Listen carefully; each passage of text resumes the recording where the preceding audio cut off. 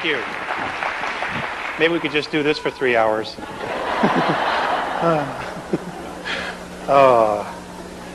Thank you very much. This is the largest crowd I've ever spoke to. I'm usually used to about 100 or something. I want to thank Jay-Z and the school and Ramtha at some point when I get to meet him. Thank you very much for inviting me.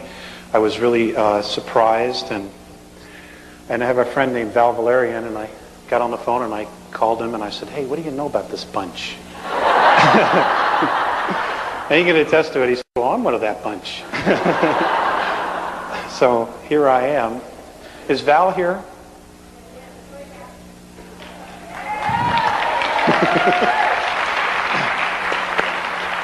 I want to thank Val for putting the information on the Leading Edge webpage. Because of that, it went into Nexus magazine, and it's gone all over the world on a grassroots level, and it's just great. He takes a lot of risks to share the truth with people, and let's give him a hand.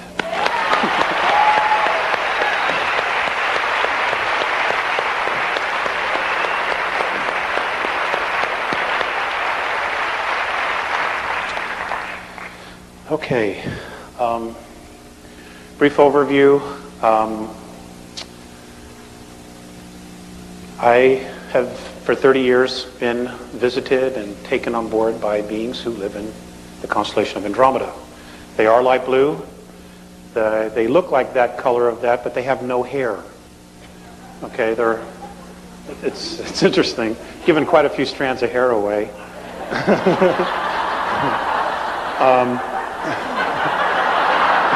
Used to be a lot more hair here before the contacts, you see. This is what 10 years will do. Gosh, I hardly know where to start. They're awesome. They're a very healed race, and after thinking about it, I think the reason they're so healed is because they have absolute mutual respect for everyone. And they've said that that's the only way we're going to have a healed race and planet, is if we have mutual respect for each other. And I realize that there's not a lot of that teaching going on anymore in our world. I've had to look at the character of our race on Earth, because I'm blessed to be able to compare it to something else. And folks, we got a lot of work to do, and we have a very short time in which to do it. A lot of things are really going to start happening around February, March, April of next year. And I wish I could just tell you it's all love and light, but that's just not reality. We live in a duality here, and there are definitely some people screwing races that are screwing with us. And I understand from talking with Jay-Z for about 2 hours, 2.5 hours. It went by in 5 minutes. So it's true, there is no time. That you're being taught a lot of what to do. Self-sufficiency and self-preservation and being totally self-responsible. It is imperative that what you know when you leave here, you go home and you teach. Because this truth isn't out there. And this is one of the sadnesses that I have, is because I have been shown some probable futures. And a lot of people don't make it. 2/3 of the planet don't make it in those probable scenarios. And I truly don't want that to happen. There are a lot of really good, generous people, but they don't know the truth. They have no way of attaining the truth because of where they are on a consciousness level. And you're all teachers. You're all leaders.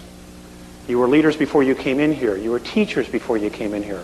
But when you go out of here, from what I understand from Val and Judy and Judy Pope, and talking to Jay-Z and Greg, that you're going to walk out of here professors, PhDs.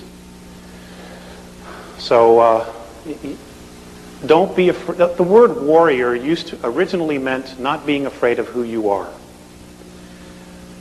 Okay, it didn't mean slash them up, cut them up, murder, betray. It didn't mean any of that crap. Okay, it meant not being afraid to be who you are. And you are all true human beings. We are all royalty. And I will get into that. I once asked, I'll jump back. The two beings that come to see me and that I have gone with are two Andromedans, a very tall one who's 7.5 feet tall, almost 8 feet. He's 450 pounds, and I mean, he's just like that. I was very self-conscious. It's a male thing.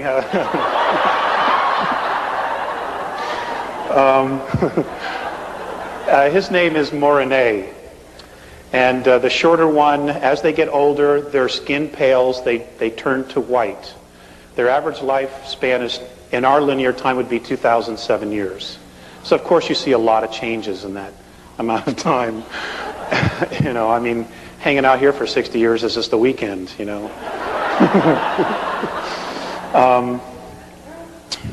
And the other one, his name is Phaseus. And Phaseus, in our linear time, is 4,300 years old.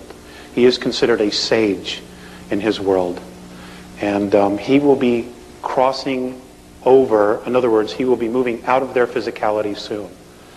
And in Andromeda, when somebody makes the crossover, moves out of their physicality, it's a celebration. We're here, unless you're Irish, it's a somber occasion.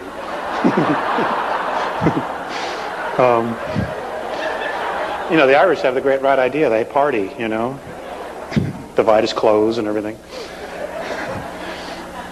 Anyway, I once asked Phaseus, what was to become of our future?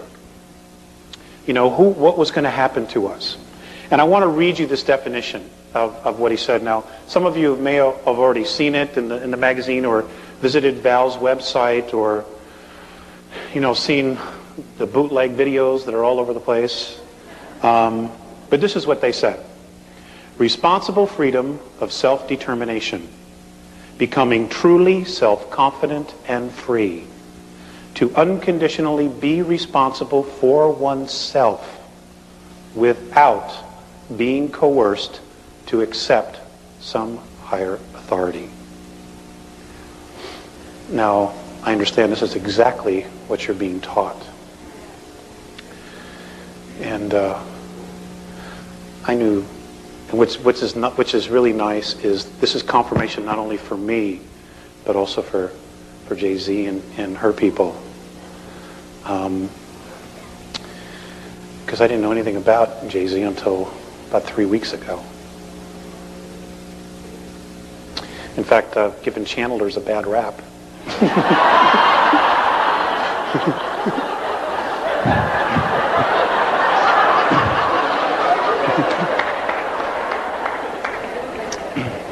So, what you're witnessing is me eating crow. Oh.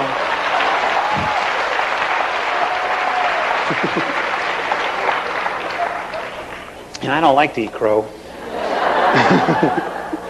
That's a male thing too, I think.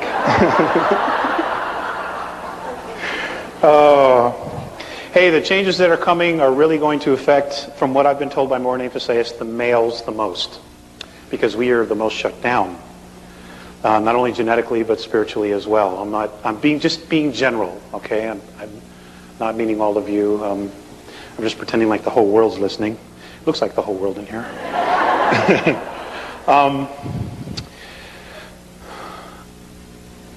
One of the most profound things that I had to experience was that I was living in Lake Arrowhead, California at the time. This is 1987. Contacts had resumed for 2 years. And everything I was having a Murphy year. Okay, I don't know. You know Murphy? Shit happens. I was having a Murphy year. And I was just like, sure, I'll check out of here. The first cab that comes by. Anyway, Phaseus had come to see me, and we had some discussions. There was more teaching, and anyway, it was time to come back, and I didn't want to come back. And I would have embarrassed all of you the way I carried on. But I just didn't want to. I was just like, nothing's working here. Let's try something different. And, here I am in another reality already. So they were bringing me back. I was literally forced to come back. And as I'm on the ground and they're leaving, lifting off, Visayas, I hear Visayas in my head, because he's telepathic. He's strictly telepathic. He said, Alex, turn around. So I turned around, and I'm just crying, and I'm like, oh, God, you're abandoning me. And and he just looked at me and he said, Alex, the love that you withhold is the pain that you carry, lifetime after lifetime. And folks, there's not a day that goes by I don't remind myself of that, or I don't think about that. And it's helped me reevaluate all the decisions that I've made in my life. It's also helped me to take myself apart and look at all the little particles of my personality. What's mine and what isn't mine? What are belief systems that I just think are true, and what is that I've experienced and really is true?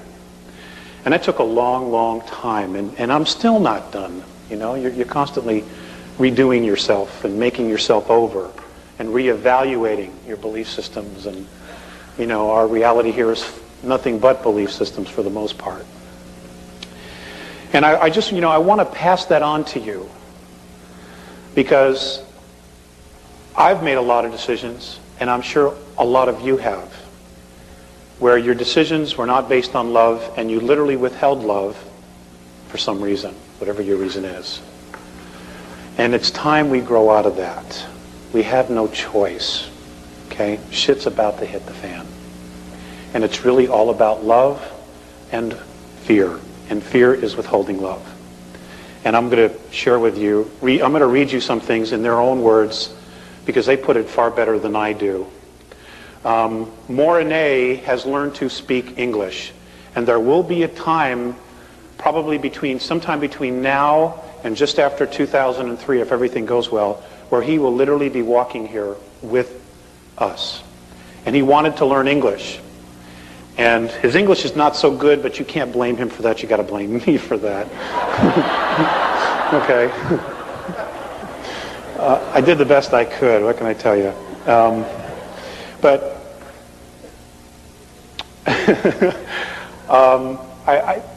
when they talk to each other, they talk telepathically, and their language is holographic, very much like the ancient Chinese language or the ancient Japanese. They're literally holographs, but you can't just pull them up off the page. And holographic language is entire concepts like this. So you will just give one symbol, and in that one symbol is maybe 10,000 years of a history or a meaning or a teaching. And it's very hard to describe, and it's taken me a long time to try to figure it out. And they were very, very patient in teaching me how to understand their language. And I want to do questions and answers because there's so much locked in my head that I have not tapped into yet. And unless you ask the question, or somebody asks the question, it doesn't come up. Okay, so I'm counting on you to ask some really good questions. And if I don't know, I'll tell you I don't know. In my conversation with Jay-Z, she has a very strong foundation because of her teachings with Ramtha. I don't talk the same language. I'm really a simple, complicated guy.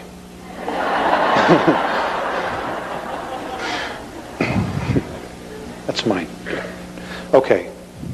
So what I want to do is I'm going to read this. I was given this on 11/3, just a week or so ago, almost 2 weeks.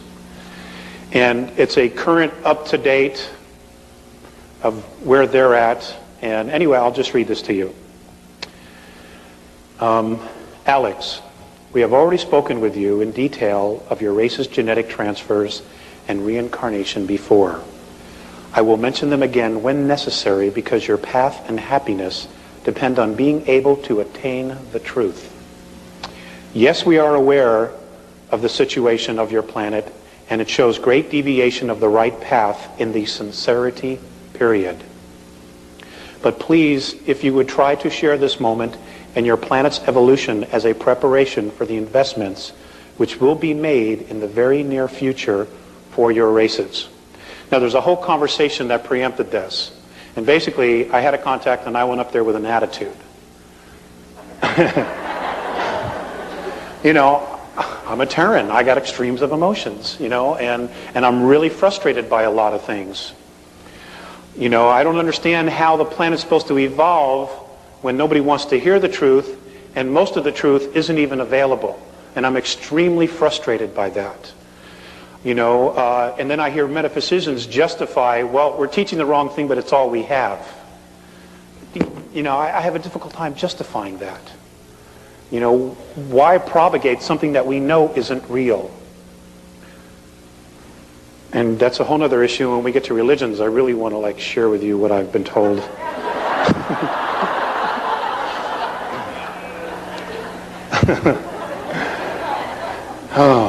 Okay, this continues. Since the removal of conditions by density technology, your evolution is going to a faster pace, I think you say, than before.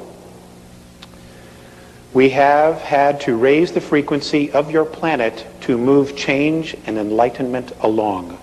Such a broad word you use, this word enlightenment. It was necessary. This also means great tests of tolerance in situations will be needed by your races. The most important of these tolerances will be caused by delusionary discriminations between your peoples. And folks, this is happening all over the planet, and it's such crap.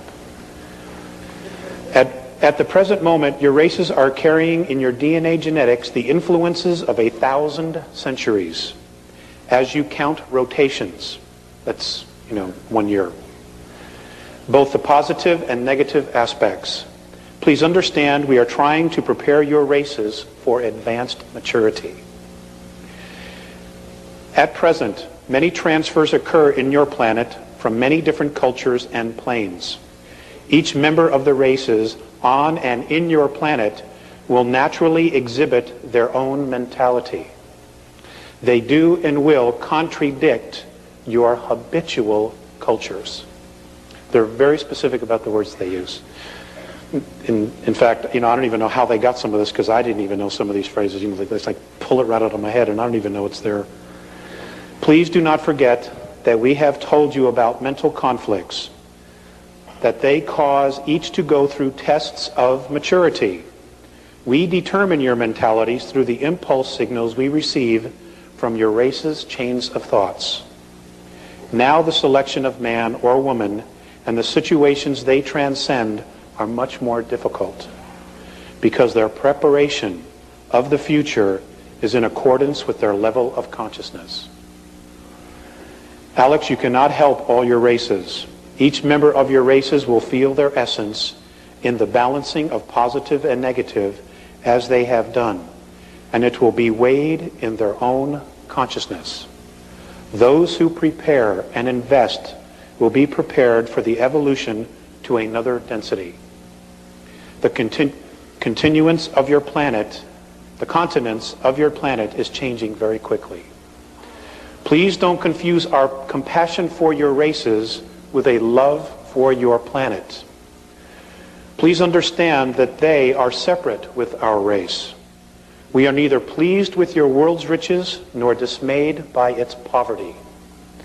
We came to here to assist in the period of sincerity, the clarifying of the original intent in all of us in this Vadiya. The Vadiya is a tone that they use, and that particular tone means holograph. They've always referred to all of this as a holograph. Because of lineage to your races, we have returned to you. Your world is a place of veiled consciousness. In order to be embodied in physicalness, all frequencies should be assembled in a whole intent. The very distresses, the many anxieties are the result of conflict with the limitless awareness in your races. This is the reason why your planet races cannot attain your own selves, and yet you desire to possess everything. The reflections of your evolutionary state of physicality cause your races not to live comfortably on your planet. Your present religions cause your races to unify your physical bodies with your abstract egos. You call this progress. We do not. Stop looking to your physicality to bring you enlightenment. Your bodies are the effect of the cause, which is intent, moved by emotion, which creates physicality. This is their perspective. During previous past times in your third density, education of the soul took many incarnations of life and death of the physical body. Situations and reincarnations would reflect the system, it appears. All beings would transcend your physicalness in accordance with the degree of consciousness attained. Since it appears that your races, having no concept of the law of consistency, became very fragmented in extremes. Religions became divisions of beliefs, and conflicts among your races took place. The worship of belief systems and idolatry came into existence. Reincarnations have become history, and by this means your races, Alex, and others than yours, have a probability of directly attaining your full essences. The reason for telling you this in all clarity is to free you of the conflicts and contradictions so your races can attain the truth as soon as possible. So don't ask us about yourself. Ask about yourself to your own self. If your races cannot attain the truth and cannot be unified with your original intent, we will not be able to be in touch with your planet races. Since the ego consciousness in your races still goes on, and since you cannot break the denial of your inner self, your races become detrimental to the planet and to your planetary system. At this moment, there are many beings who cannot attain genuine respect for self and self-awareness in our galaxy. They as well are being kept under control. Their evolutions are being made in an indirect way. Your races have also been persecuted and manipulated by other galactic races from planetary systems, negatively charged other than your own. I'm glad you got that. Since during your different past time periods, they have tried to prove to your ancestors their own technical power. Fear has been created in your races. We have returned to convey the truth, to erase these fears. Since your planet is the site of both the most primitive and most high maturity, it is very full of contradictions. Your religions, which have helped many to evolve, have not been released. Your races have refused to let go of a system of beliefs that have not serviced your planet for the last 453 rotations of your star.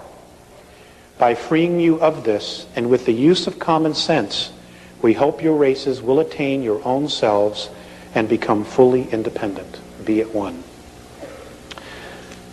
Okay.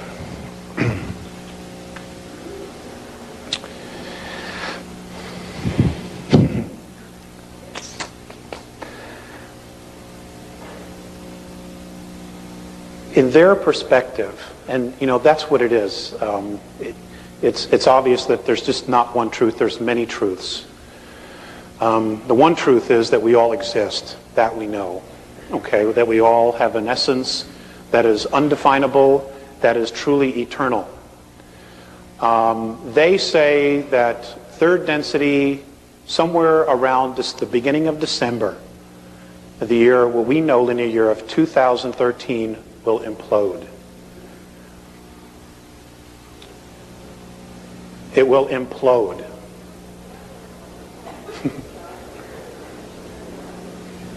That third density will implode. And look at the auras. Wow, check this out. Now, what does that mean? Okay.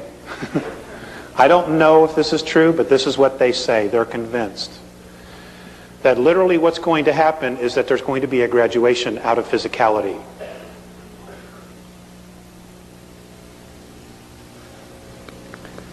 It means a lot of us are going home, And it means that a lot of others are starting all over, if this is what's going to happen. Okay? A lot of this has to do with our genetics. According to the Andromedans, our physicality is the sum total of 22 different races that have come down here, spent the weekend, messed with us, and then took off and went home.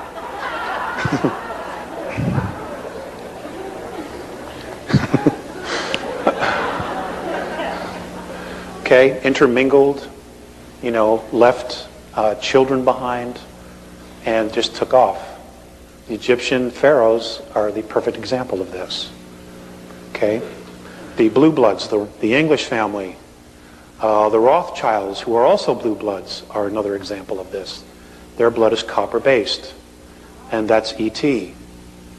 Okay, that's ET. And the thing about copper-based blood is that you don't need a lot of oxygen. Your physicality tends to grow and have a larger lung capacity. Okay, so you can live in a lot of other environments where we couldn't. Now, what's interesting is that in our physicality, what we know as Earth,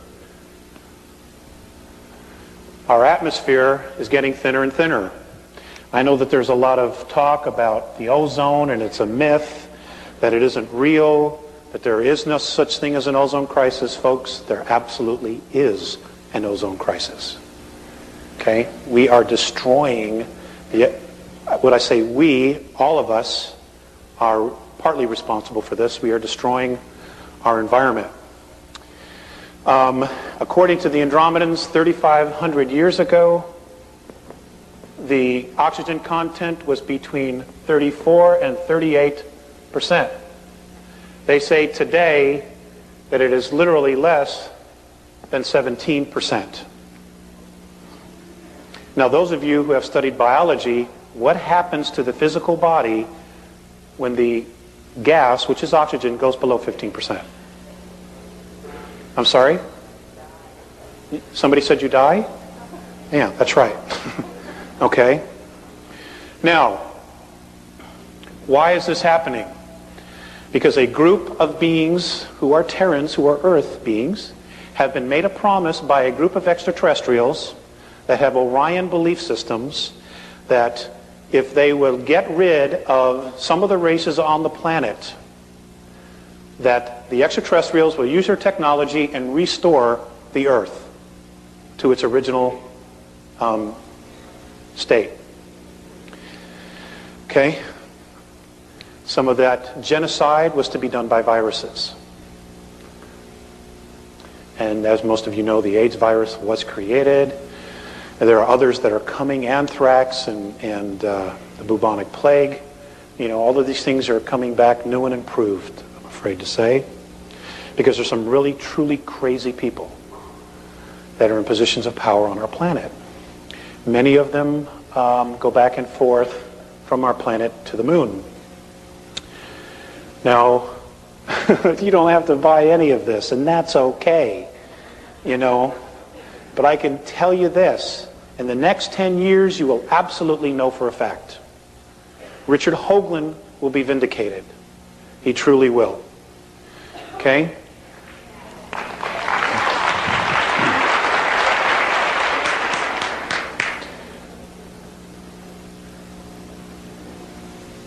There are ruins on almost all of the planets in our solar system. There is life as we speak on Uranus right now.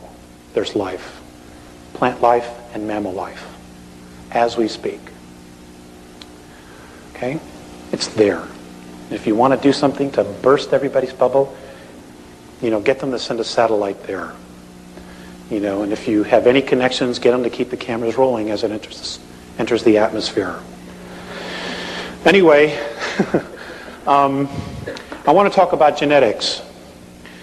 I'm going to read to you something that was given to me on 8/6 of 96. Actually, it was given to me a little bit sooner than that, and it took me quite a while to get it to Val.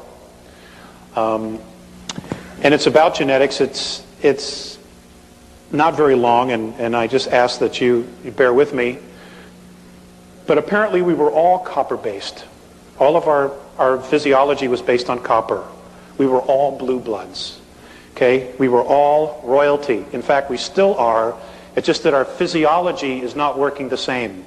And the reason it isn't is apparently because of a nuclear war that occurred here. One of the nuclear wars that occurred here. Now, why Earth? Well, number one, it's a really beautiful place. Okay? It's not the only planet that has water. And when you listen to the scientists talking about, the different moons that have water on them, you got to ask yourself this: where did the water come from? If you have a moon that has no atmosphere, how did the water get there? Because it wasn't always there. It wasn't always like that. It had atmosphere. They were moved. Even Earth was moved from its rotation twice. And there's a possibility, if it's able to happen, and I talked with this with Jay-Z, that they want to do it again. The flood of Noah, okay, was a moving of the planet from its original orbit. That's what caused it. Okay, we're talking about huge motherships that just hook a little chain to the planet and just move it. Okay, they have this technology, but that's what it is. It's technology. Okay, apparently we can do these things with our own minds if we're disciplined enough and we're clearly focused on our intent. And but talking with Jay-Z, that is exactly what Ramtha apparently has been teaching you. Okay, to remember who we originally were before we fell into time and fell into physicality. So I will read this. In your linear time of third density measurement of 439,231 rotations ago, war on a grave scale occurred in your solar system. This aggression occurred against those on your worlds that included not only you Terrans, but also those of Nibiru. This invasion of your system by Orion was led by a queen named Suti. This war was destructive on many levels and frequencies of physicality. We will focus tonight on your Terran physical form. It matters little to those who hear you, Alex, who do not listen. Please share this regardless of any emotional return to you in challenge. When your science truly removes their bigotry, they will discover of the wisdom of it. The last grave conflict was very harmful to your physical form. Many weapons of destruction, many of atom splitting have been used, which means nuclear weapons. This is the reason for most of your Terran skin tones. We shall explain. Orion was and is most interested in the females of your race because of the procreation, reproductive, and genetic strengths. We want to share the fact that much of your Terran history has been misleading in its truth by those who eventually conquered in control of your solar system. Nibiru won, but only a short battle, before they and other outposts were forced to leave your solar system because of genetic damage. Your original races were green-skinned. This we know because of large copper traces in your Terran 22 blood types. Also, the pituitary and thyroid were fully functional. The genetic damage to these organs was caused by radioactivity in air and all things of contact.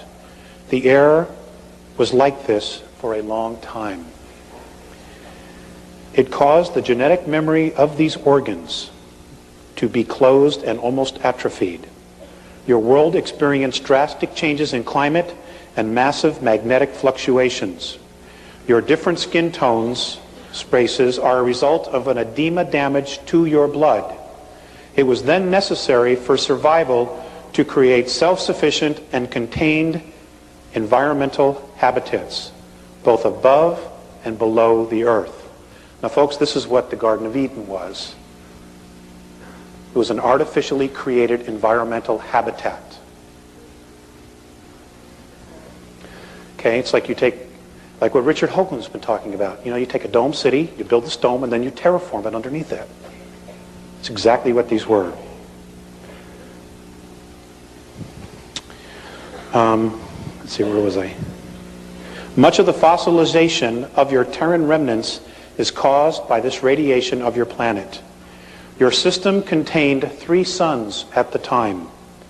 Only 2 remain.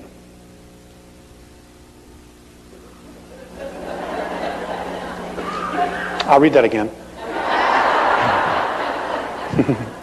Your system contained 3 suns at the time. Only 2 remain. Write it down, it's a question. Your physicality, your physicality in its original form contained a great balance of zinc, copper, magnesium, and iron. Your true blood color was green, like your chlorophyll. Some, we have discovered, even had a gold tint in it.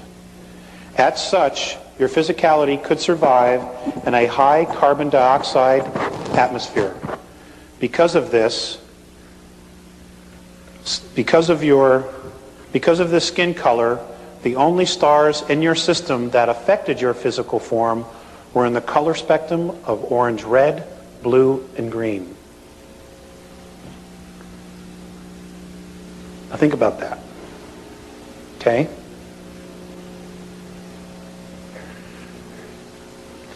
If you picture in your mind everything's a holograph,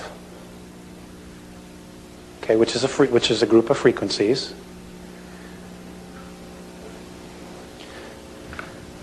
Because of this skin color green, the only stars in your system that affected your physical form were in the color spectrum of orange, red, blue, and green. Many of your Terran races were stranded on the surface. The genetic changes were the result of radiation damage. Your race went from green to red to yellow to black to white. Let's run this again. Your race, skin color went from green to red. It's the Native Americans, the Egyptians, and the Mayans. To yellow, which are Eurasians. To black, which are African and Afro-Americans. To white. Your white races were then considered to be genetically the weakest.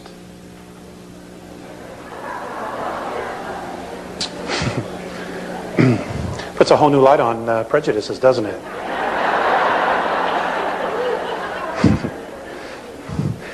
I know the Nazis aren't happy about this.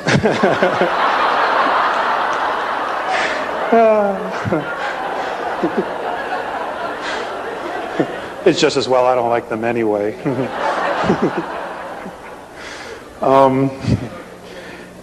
As such, the survivors and descendants of the war were genetically altered and became white through edema. And they were persecuted and forced to live underground, only to surface 5,508 rotations ago to the surface of your world. Now somebody had read this and they sent me an email and they had said that, I don't know, somewhere that there's a legend that the white race appeared out of the mountains of Tibet some time ago. And I don't know if that's true or not, but I'll ask the Living Encyclopedia Val if he knows. Let's see. The copper bloodline is now a small race on your planet, but it is strongest genetically. Your native Red Nation race is very strong and easiest to discover and understand. And folks, this might explain why there are so many abductions of the Native Americans on the reservations, and why even today they're still being persecuted. Because if you're a coward, you suppress the strongest. And of course, many of us don't do much about it. I don't want to get involved. That's their problem, it's their issue. We owe it to them. We owe it to ourselves. Let's see. The red is the closest to the original form among you. Your physicality had a natural defense to positive and negative frequencies due to the copper mineral in your blood. This lack of copper in your blood now has caused a partial loss of brain capacity and nervous system. Remember, your DNA contains cellular memory. It is possible to unlock this memory with the use of minerals such as copper. Your blood systems adapted to iron because of copper depletion due to radiation. We will share more with you, but we must return now. Be at one. They always end it with be at one. Okay.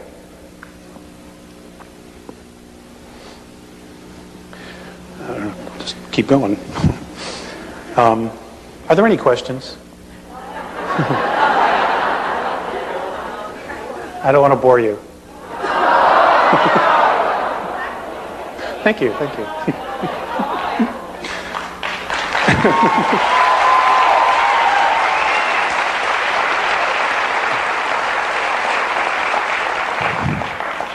You guys are so great.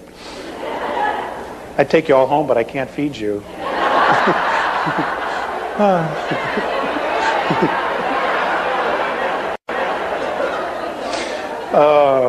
Hey, I have a family at home, and a new family actually. My wife and I just had a baby. He's a month old today. Thank you. He's totally cool. He's taught me 3 things already: patience, tolerance, and insomnia. He doesn't like to sleep. I don't know. Most kids I was told, do, and he likes to be up every hour and a half. My poor wife, she went from needing 9 hours of sleep a night. She's only getting 90 minutes. I don't know how she does it. You mothers must know. Wow. What a club, huh? It's an elite club, I'll tell you. When I saw the baby come out, I was like, God, I'm so glad I'm a man.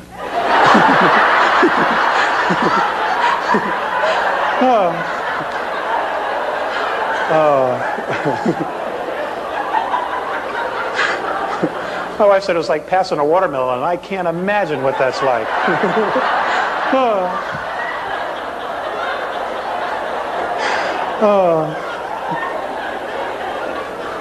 Nor do I want to know.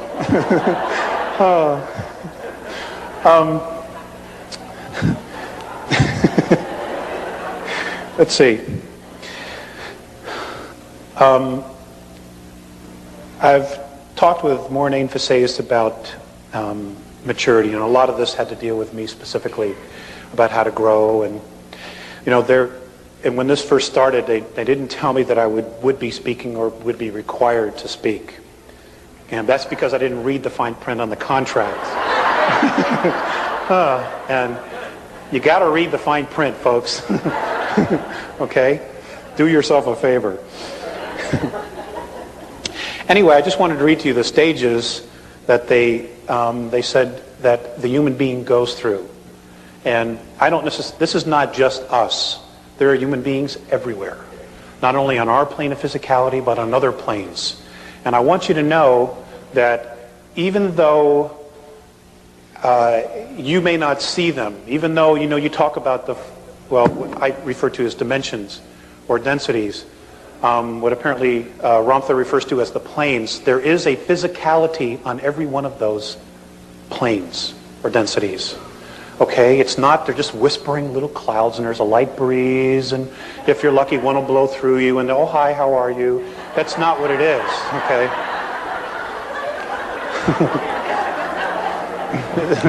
It's a lot more complicated than that. So these are the stages that a true human being goes through during its evolution. The first is the wandering, where we come from, why, our purpose, and gathering our tools. The second is an initiation, preparing our own path, each one different, purifying, and hopefully centering. The next is honoring, understanding the source of our creation. That's a biggie. Recognizing the sacred in oneself. And I guess that's exactly what you're being taught here at the school, is how to recognize your sacredness.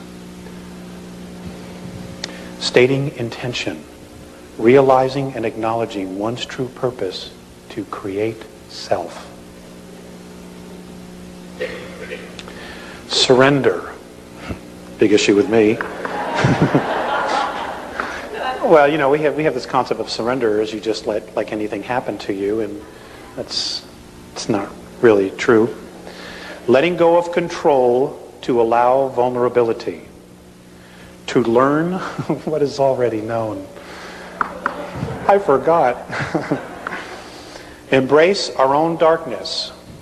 Walking into the unknown parts of self. Being and becoming the void.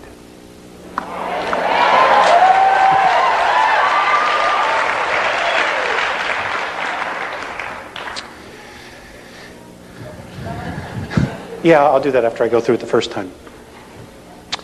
Lighting the flame in the heart, connecting to self and finding meaningful, honest ritual. Transformation, climbing the ladder of self-responsibility to hold a vision of being oneness, being the vision that alters all perception.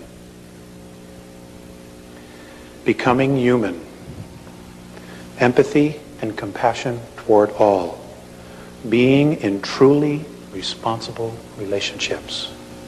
And folks, I've learned, for me, that that's the secret of life, is relationships, because they all mirror back a part of us, part of me, all the relationships I have. Walking the path, integrating all of life's experiences, being a teacher by being. Service, discarding the illusion of separateness, total approach to life in humility and joy. And the last, the worship of the isness is the creation of self. The isness is their concept of creator, creation, what we refer to as God. I don't like to use the connotation God much anymore, because, you know, our perception of it here, you know, is based on biblical teachings. And those beings, the God in the Old Testament and the God in the New Testament, are extraterrestrials. They're not the big guy. Okay? The big gal. Sorry.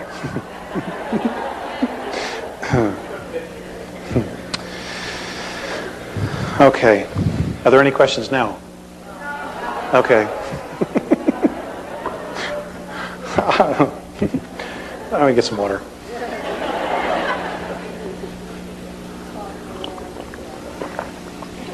Okay. Fear is a big issue, at least not in this room, but outside this room it is.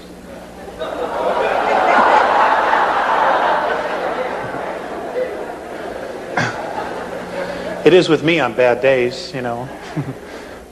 So I would like to share with you their perspective of fear and trying to understand it.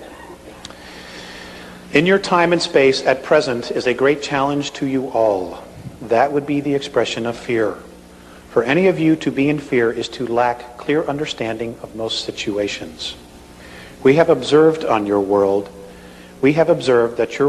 is at a most confused point in your history and evolvement. We understand your remarkable drive and commitment to be alive, survival. We, however, are not understanding of your need to create tools of death, expecting they will keep all in a space of understanding and peace.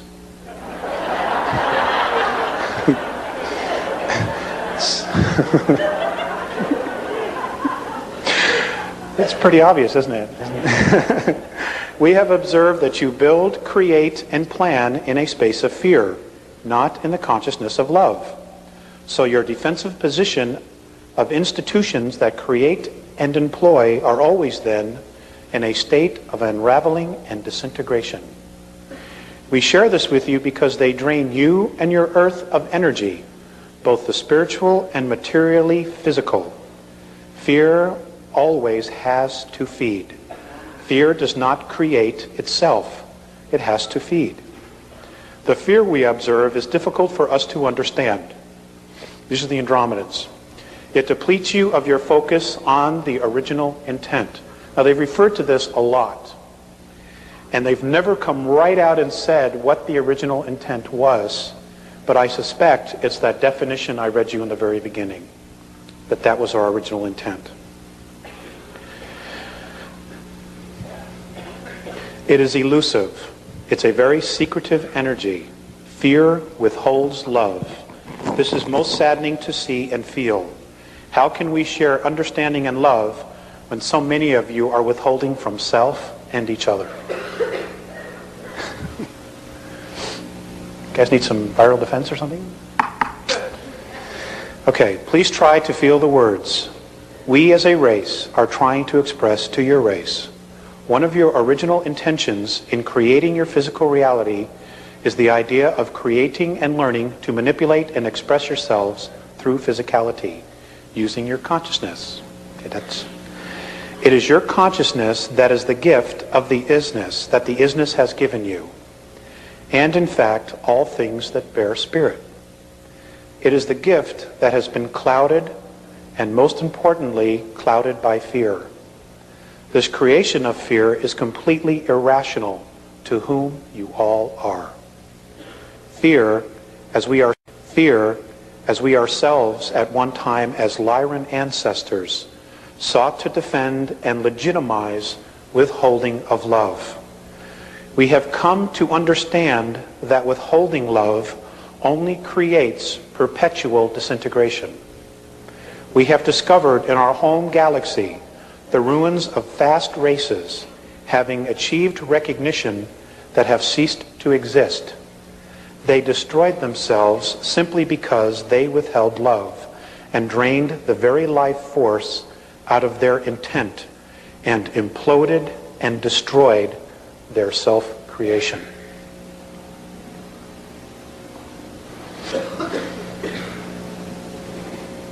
Fear is the opposing projection to original intent. The first projection of fear is denial.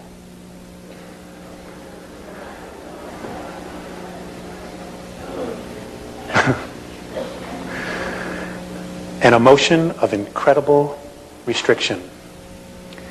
And as a restriction, denial and fear will result in the complete opposite reality as that which it claims to be. Fear is based, in our perspective, on a misunderstanding of one's own worth and security. Why is this so?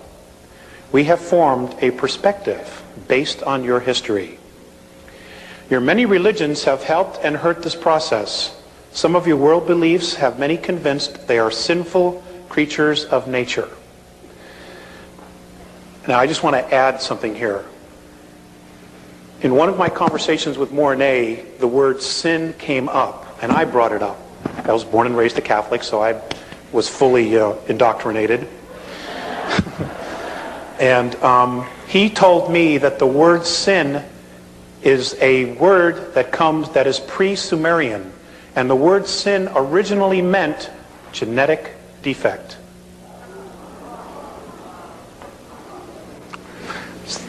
So maybe that'll help you with a perspective when you read the Bible again, if you should read it again. Some of your world beliefs have many convinced they are sinful creatures of nature. Your sciences teach that your physical form is a pool of chemicals thrown together by accident, so that you are all an accident.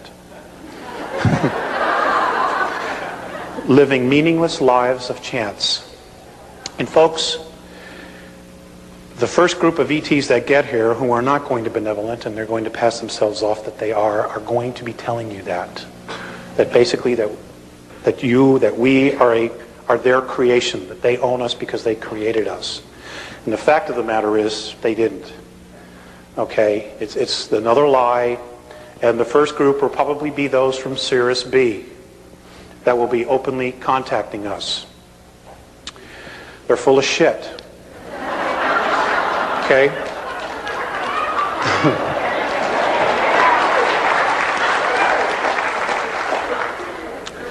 You know, the game continues, and a lot of people are going to fall for it because the earth will be going through changes, and they'll come down and we'll save you, and, you know, this is the way, and so on and so forth. And, you know, basically what they're going to do is they're going to use our free will against ourselves. Because that's what you have. That's all you have is your free will. It's the only true sovereignty you have in this menagerie of a holograph which we call existence. Okay, you are because you want it to be. It's that simple. And if you don't want to be, then you can change that too. But it's your decision. Okay, it continues. I'm sorry. You fear a God whom a book says is a loving, forgiving God, who will eternally throw you into an abyss for making mistakes. It creates serious dysfunction, don't you think? Which way do I go? And you do nothing, you know? It is in our perspective where this fear of unworthiness and insecurity is created from. Many in your world, Alex, have come to understand that fear, the idea of fear, is their enemy. And all of you struggle between understanding and fear and reason and fear. Please, we ask you to share this with your race. This struggle is in no way predetermined. And our perception is that this struggle will lead your world to peace and self-responsibility, or your extinction as a race. This would grieve us. It's time to return you now. And I was given that on 2/9 of 91.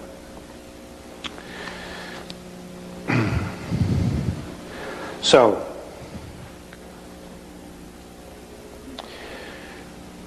in dealing with the reflections that Morine and Phaseus have given me about our race, it's been difficult to want to come back, especially when I've seen how they treat each other. The very first time I was taken on board an Andromedan mothership, I have actually spent 3 months with them. I lived with them for 3 months in 1986. But but in our linear time, I was only gone 18 minutes. Time travel is a great thing. You know, I was home to make car payments and everything else.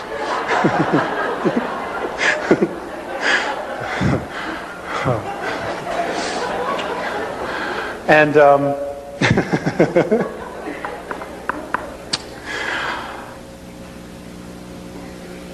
I forgot where I was going with that.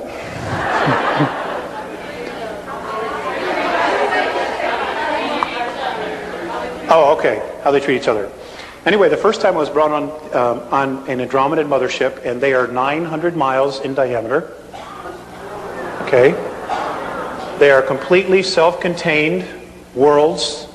Everything they need is there. I had to wear a belt so that it would keep my physicality together, so that I could spend this time with them. With the very first time I walked on, and in the middle of, they're made up of different levels. The craft I was on had 24 different levels. And in the middle of these craft, there is a 21 mile by 21 mile park with trees and everything. Okay? And they use extensive technology and holographs. And they can literally create their sunrise, their sunset. Okay? And the trees and plants grow because it is a holograph, but it is real, even though they're creating it with technology. The very first time I walked on, there were children. They teach their children in the middle of these parks. Everything's done in nature, very much like the Native Americans used to do, you know, when the teepee got too small.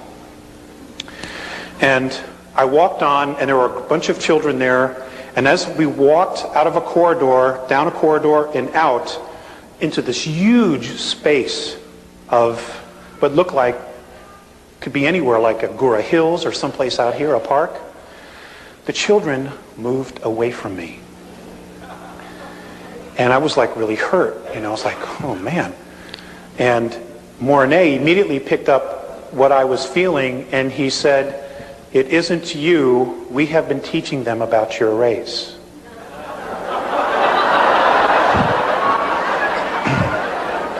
It's really not all that funny. Okay? They were afraid of us. And these are children I have never seen before, but immediately felt our energy, my energy, because I represented all of us. And I do the best I can, sorry. I mean, but I got my own stuff to work out too.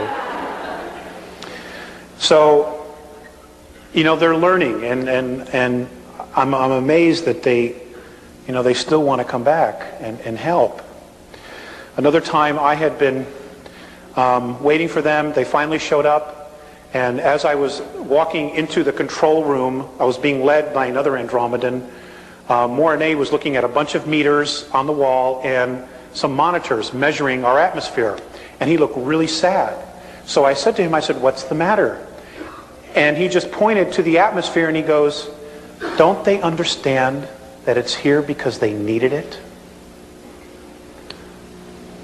They don't understand our suicidal tendencies. They don't. I guess they have the perspective that we should really know better. I don't know where they got that. So, that's just one of them, Another time, Visayas was watching television on the ship. They were picking up television. And I told them that's not a good idea. Even on Earth, that's not a good idea. And he had been watching a news broadcast about a shooting in Chicago. That's what it was, where a cop shot a man, a black man, and then rushed over and tried to save his life.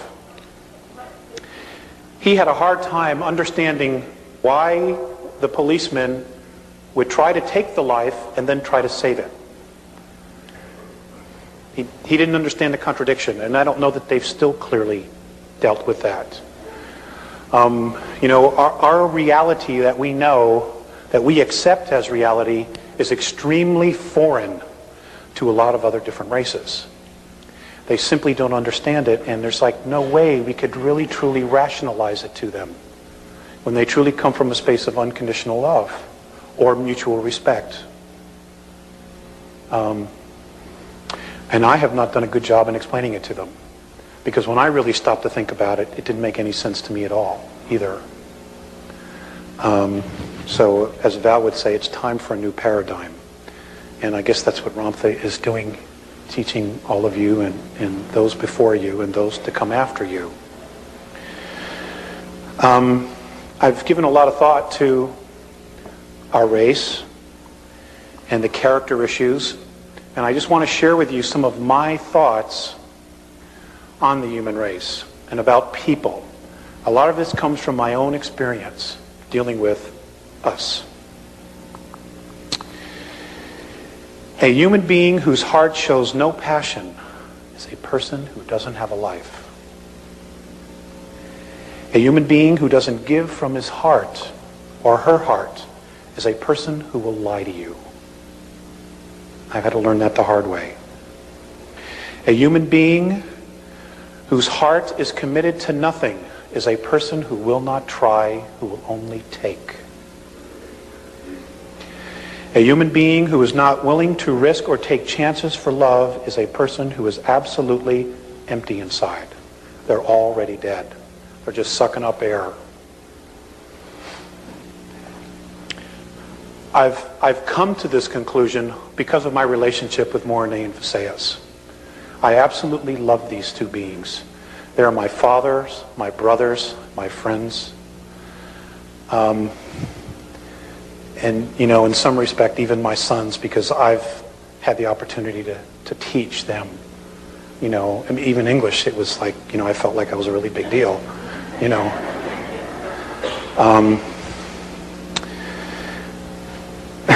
there's so much information out there that is totally bogus. I went to the Star Visions conference. I'll probably get into trouble because this is beyond video, but I'm not going to do any more anyway.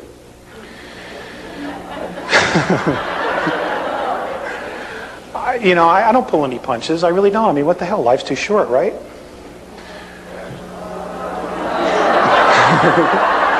Okay. This incarnation. Okay, we have a difference of opinion. Hey, I've been hanging out with those guys, and, they live thousands of years. I wouldn't mind that. Yeah. But I don't want to live 1,000 years here. Not the way it is.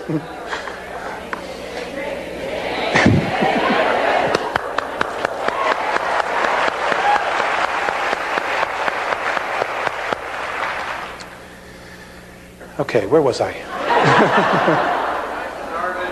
Star Visions, thank you. See, it's the insomnia, little munchkins around 3:30. Somebody wrote in a card we got, up around midnight, when you hear that mournful cry, just remember at 3 a.m. you can give it another try. And it's so true. The Star Visions, there was a guy there who had some pictures of some craft, and he said that he has been in contact with Syrians. And he mentioned Cirrus B. And then he went on to make a speech, and Jesus Christ is a starship commander. He lives on Earth underground in a place called Valley of the Echoes, and that they're coming back and there will be a war, and those who are not in favor of Jesus will be destroyed. And they gave this guy a standing ovation. I'm not kidding. They gave this guy a standing ovation. And it was really sad because these people don't have a clue. They don't want to take responsibility. They can totally thwart this war. We don't have to do anything really about this as long as we started working and learning to live with each other, granting mutual respect, having natural tolerance for our race. And I know it's not easy because of all the conditioning. But folks, I need your help. I desperately need your help. We don't need to create the book of Revelations, and that's exactly what we're doing. And there are beings out there that have technology that are more than happy to help us play this thing out, because we are a threat to them. And the reason we're a threat is not only who you are spiritually, which I will get into, but it's also because of our genetics. Okay? Our physicality was the Terran physicality, which is what we're known as, was melded between human extraterrestrial and the primate race, as this is what I've been taught. And it is that melding of those two races which gave us our incredible extremes of emotion, which is why we can hold so much creative energy inside of us. This is why they're concerned, and this is why the Andromedans are in awe of our creative energy. Because here they have to use technology to create some of their physicality. We don't. They're amazed that when you leave your house, okay? When you leave your house, everything is still there when you come back. It doesn't disintegrate.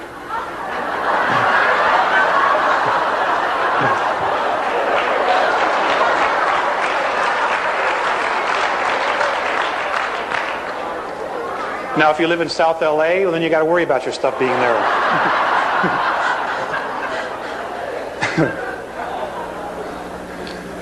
They're amazed at that, of the intent and the energy that it creates to create every one of those little tchotchkes that you have on your shelf. They're amazed. Because they're very simple.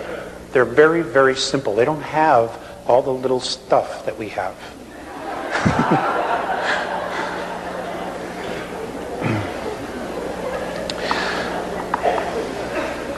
According to the Andromedans, what they have been able to discover, and apparently other races also have discovered this, is that they say that in our, what we know is our universe, which is a holograph, that there are 11 layers. I'll just deal with this. 11 densities, and now apparently there is a 12th. This is their perspective, okay? And they say that we fell into time, into physicality.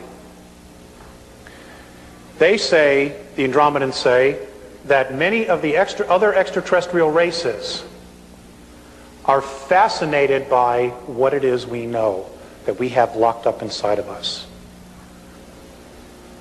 Because we have already evolved to that level and then have come back to start all over again. They don't have access to this, what they think we know, what apparently is locked up inside of us. Not only that, but apparently we specifically chose this physicality because of the vibration that we held, because of the primate and human, because the physicality was able to hold such an extreme of emotions that we chose this physicality. And when you couple that with the idea that this physicality is also made up of 22 races, one of which includes the Andromedan race, they say we're royalty. They say that every single one of you is royalty on this planet. That you are royalty. And that many of the other extraterrestrial races, particularly the benevolent ones, acknowledge this because of the fact that we are spirit and we have these genetics inside of us. The dark ones, which include the gray men and others, they see us as beasts because of the primate. How can we allow this to surpass us? And this is why the constant genetic and mental manipulation. And in talking with Jay-Z, like she was saying earlier, we talk different ways, but we're really, in many respects, saying the same thing. They're concerned that once we move out of our prison of third density, that we will radically change everything.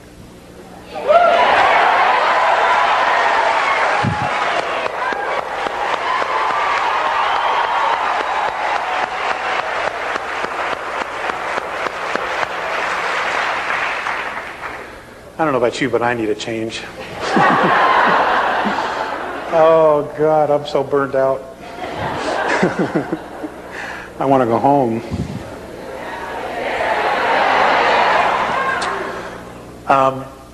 The Andromedans told me that the reason that I am one of 4 contactees, apparently there will be more added in the very near future, and I hope that some of that has to do with my griping. I've bitched and moaned and everything else. It's just impossible. There's just not enough people. That there will be more, and those that will be contacted, the reason I and the other 3 were chosen, I guess, in the first round, is because that apparently when they were here, they had a colony 62,300 years ago. It's an approximation. They were here for only 65 years, that I was one of them that was here. That's how I got here. Okay? And there was a battle, and they were chased out of here. And I was killed in that. So, when I write this number on the board, 62,000, that's a large number to me, And I know it's linear time, and I know it feels like it was just yesterday, but I know that I'm from another place. And all of you are. Your souls were not born and hatched here. I can tell you that. We've all come from someplace else. They say that our universe, what we know is our universe, if we were to put it in our linear time, is a 21 trillion year old holograph. They also say that there are 100 trillion galaxies total in this, which we call our universe. That's including the other dimensions. 100 trillion. And some people still don't think there's life out there. I don't know what to do with folks like that, you know? I have some really good friends that I work with that are, you know, very, very good people. They're very awesome people, full of integrity, but they are convinced that there's going to be a rapture and they don't have to do anything but just wait. And God, that pisses me off. I mean, there's so much work to do and you're just going to sit on your butt and wait? Suppose he changes his mind, I said to one guy. He goes, oh, he couldn't do that. I said, is he God? Well, yeah. Well, then he could, you know?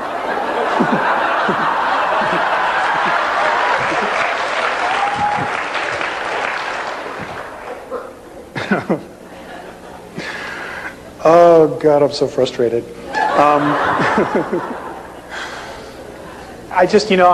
I feel the pressure of things starting to get tighter and smaller. And it's really great to see this. I was very disillusioned last weekend, and I had basically told my wife Carla, I said, that's it. I'm fed up. I've had it. You know, I even thought about not coming because I was just so burned out. Well, you know, folks, it isn't easy walking these two worlds. You know, right?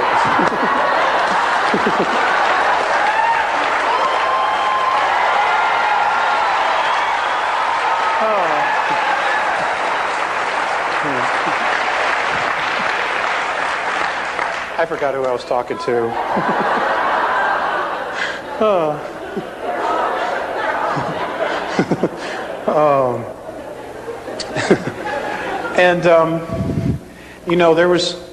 There are times that when I go out for walks at night and I try to call them down and they don't always come. And, I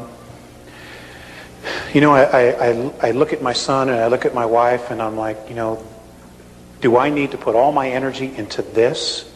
And can I do both or what? And there are times I truly wrestle with, where it is I want to be. Because the two realities are so extreme. When I go up with them, I am so free, I can't even put it into words. And when I come back here, it's just like, there's the phone bill, the electric bill, the gas bill, the car payments, the insurance, baby diapers, formula, goat's milk, all these little things, And I say to myself, God, they really got the right idea. They keep it real simple. And all their energy goes into creating themselves. They're not distracted by all this other stuff. And I wrestle with that a lot. And I haven't come to a conclusion yet. I'll keep you posted. Okay, I want to read you something else that was from Phaseus. This was given on 6/5 of 96. The most necessary action now for all of you who are aware is to do what you are capable of to illuminate your degenerated societies. Consciousness is your scale. It always provides balance, which does not fail. It speaks to those and tells them what to do and what not to do, to one or all beings who choose to be evolved. The administrators of your governments are responsible for professional order, not your moral codes of order. The key to your happiness, Terrans, is in the hands of your own consciousness.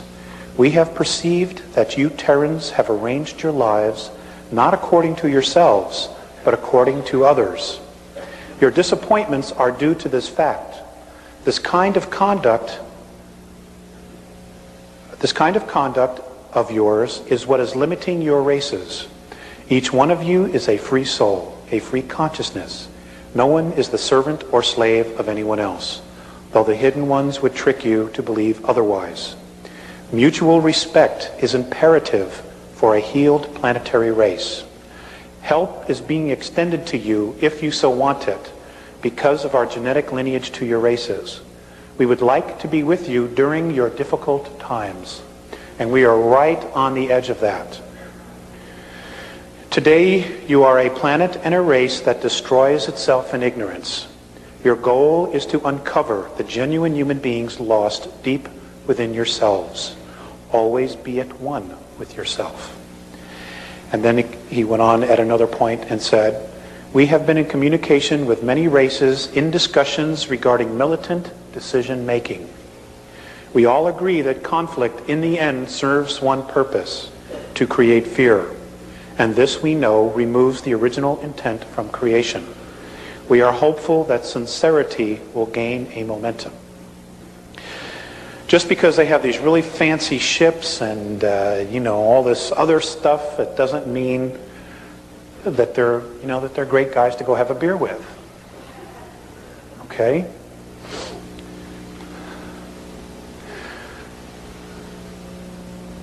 I want to share some things with you that I've not talked about publicly. And there are things that are going on, there are abuses of the past that I want to share with you what Mornay and Faseas have told me. For example, one of the biggest questions we've always had in America is what happened to John Kennedy? Okay?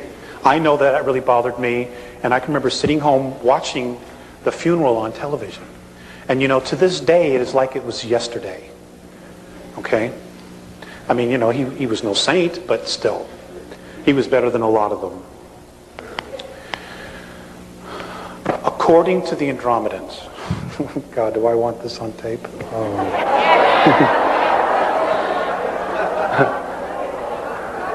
I just remembered.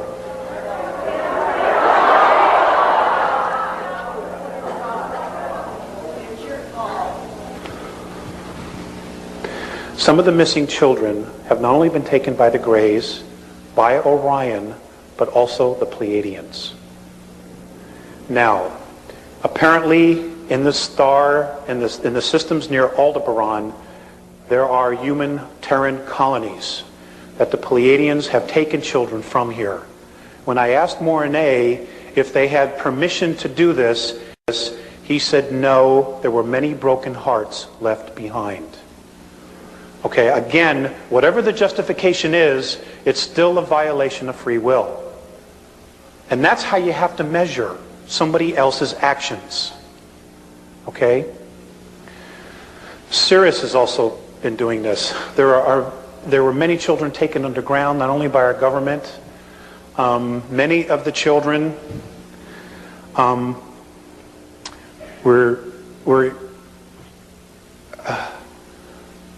were eaten. Okay? And I see a lot of heads shaking up and down. I just want you to know that the Andromedans confirm this as well. And ladies and gentlemen, they are our future. Whatever it's going to be, they are our future. And you've got to protect your families. Okay, the family is the target. Because that will pull the rug right out from underneath our society in a heartbeat. Because a lot of people find their strength, even if they're cowards, they find their strength in their families. When that doesn't exist, then we got big time problems. Children are leaving this planet at least 100,000 a year. And you're not hearing about it. It's from all over the world. They're just being taken out of here. And the ETs some of the ETs feel like they have a right to do it. And basically, it's a deal that was cut with our world governments. Okay? I wanted to share that with you because it might help you when things totally start to unravel. And for those of you who are Americans, you're about to witness the great implosion of the United States government starting this year, starting after April. It's just going to start to unravel next year. Okay? The lies are going to start to come out. The truths are going to start to come out. And you're going to be blown away at how corrupt your government is. Okay, again, I forgot who I was talking to. You got to understand, I don't talk to an educated crowd like this, you know? This is really a treat for me.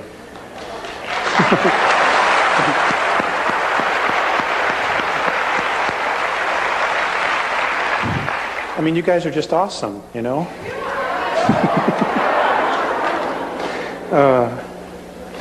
Let's see. I'm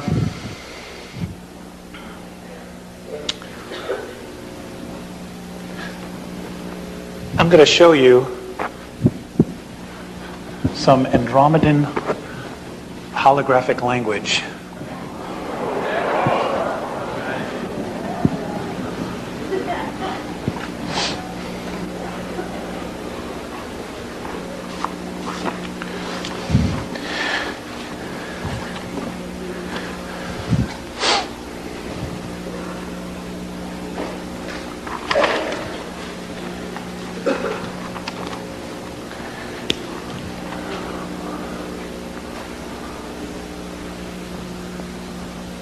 Now, remember, this is only 3D.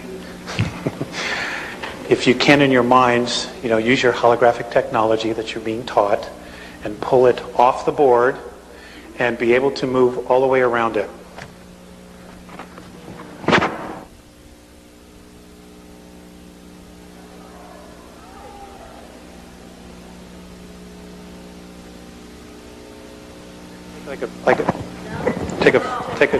Take a 5-minute break in 10 minutes? Well, do you want to at least stand up and stretch? Well, you're gonna.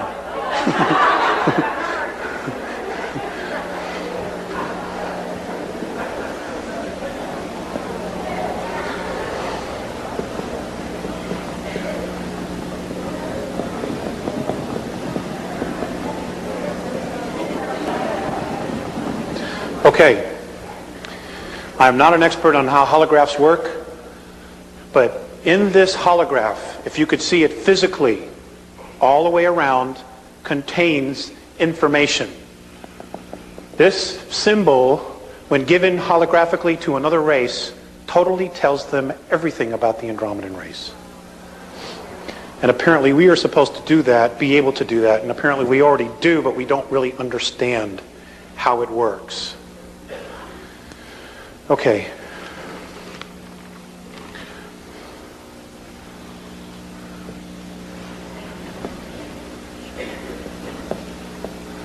This is the symbol for love or mutual respect. This is not a money sign.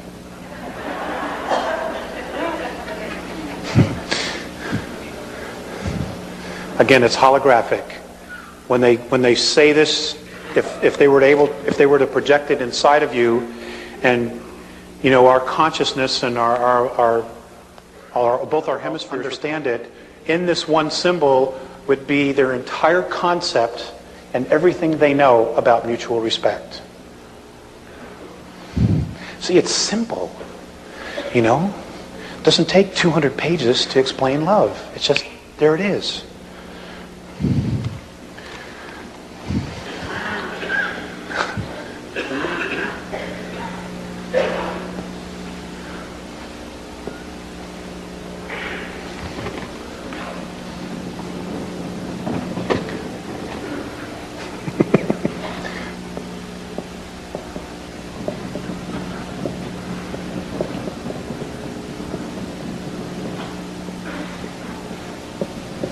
This is earth physicality.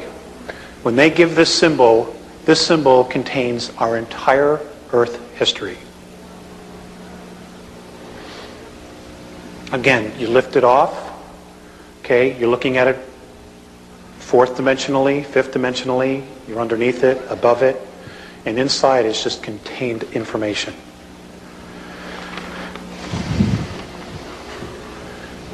Can I erase this? This one? All right.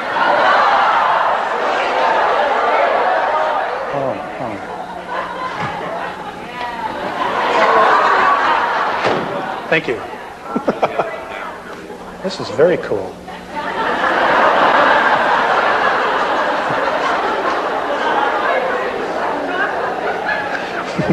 You understand? I mean, it's great to be able to do the job with all the tools, let me tell you.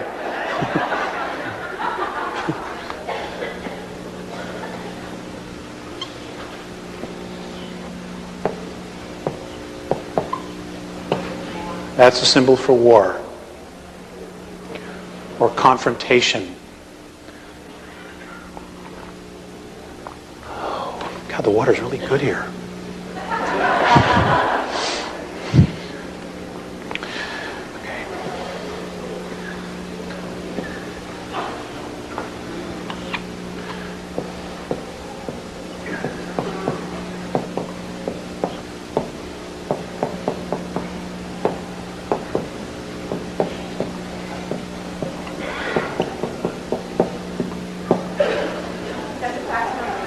That's the fax number.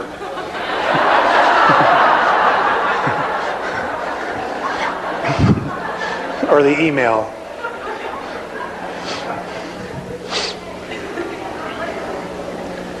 Oh, you guys can't see? I can't pull it off the board on wall, I'm sorry. Well, somebody else over here has it. They can share it with you. Okay. Now, this is a much more complicated one.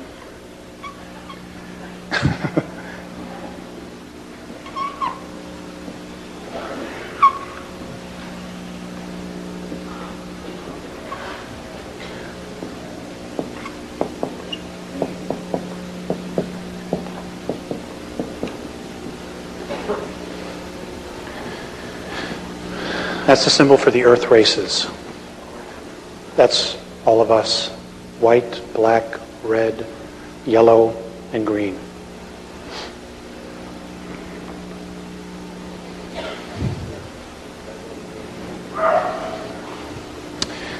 Now this next one should be really interesting to you guys. I'll just put it right here.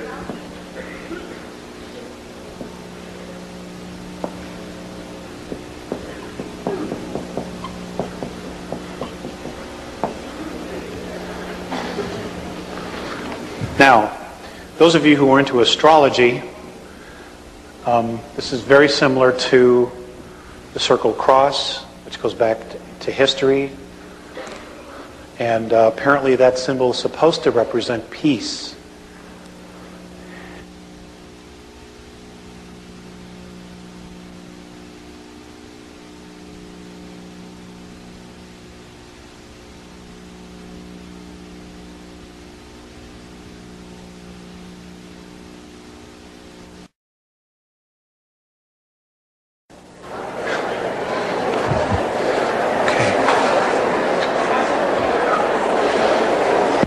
How does it do that? Okay. Whew. I can't, I'm wired.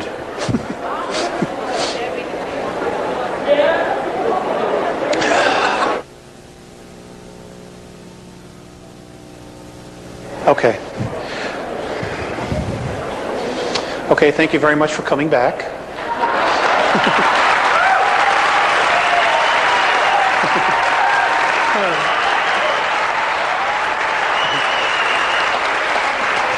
That was really unfair. I know you're a captive audience. Okay, a couple things that I was asked to go over again was the implosion of third density and what that really entails. And I know I kind of skimmed over it.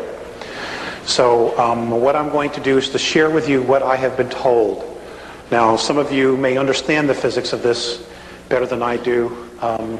I'm just basically the messenger. One of the messengers. Okay, according to the Andromedans, 21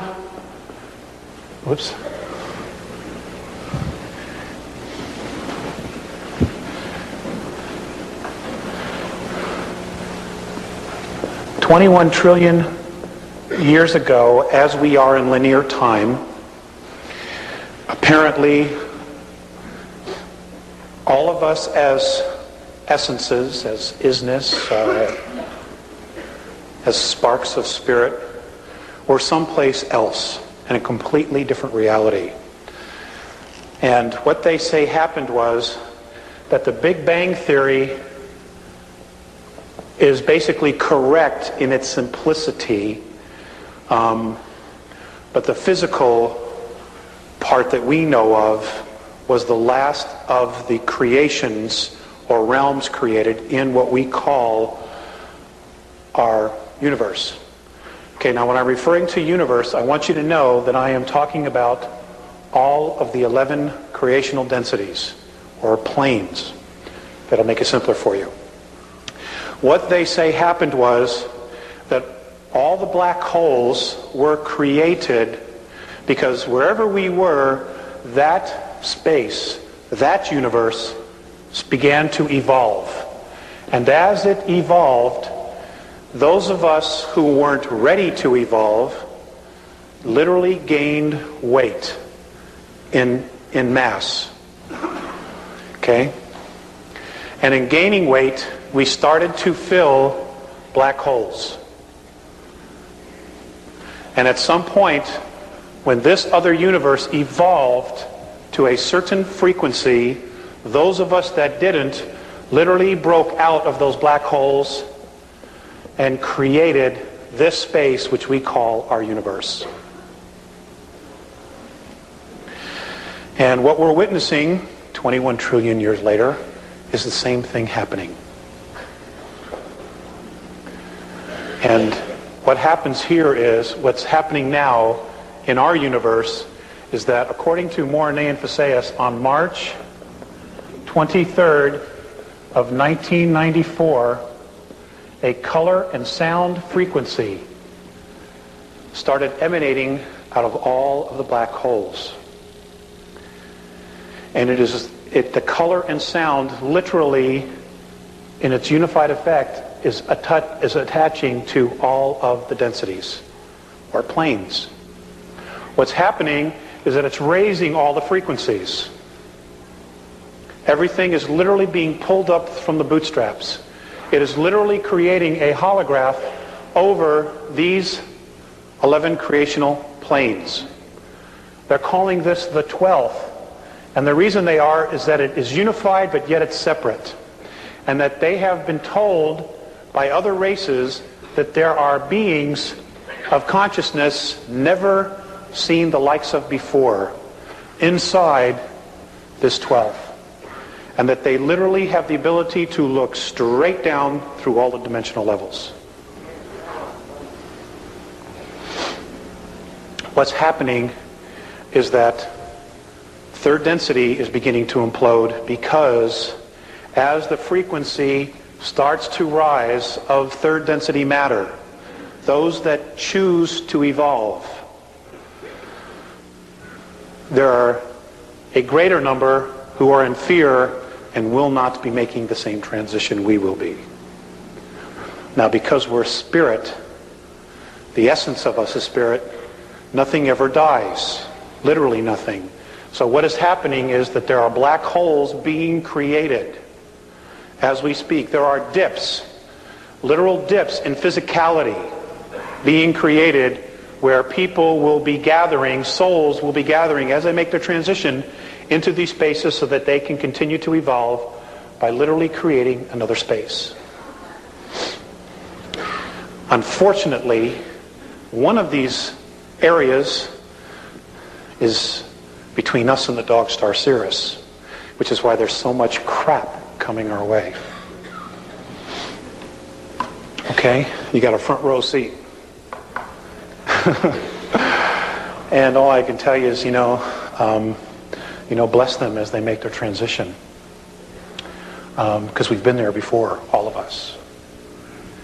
And I've been told on our planet that literally the probability is there will only be 400 million of us making this transition.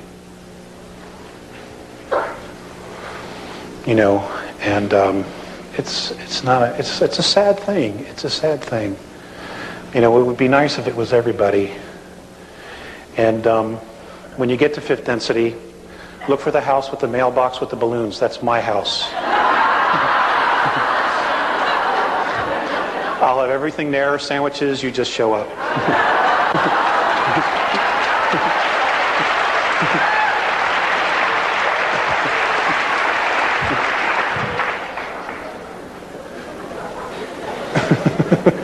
I'm serious.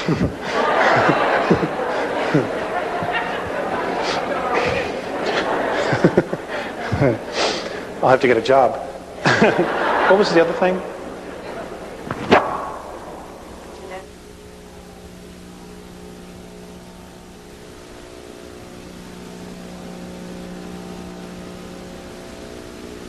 Okay. Now, going back to the genetics that I shared with you about us having the 22 different races and the primate race, and because of our apparent essences, where we've been on a spiritual level and then decided to come back and start this thing all over again, what's happening is we can apparently, our DNA can vibrate because of our ability to hold the extremes of emotion inside of us.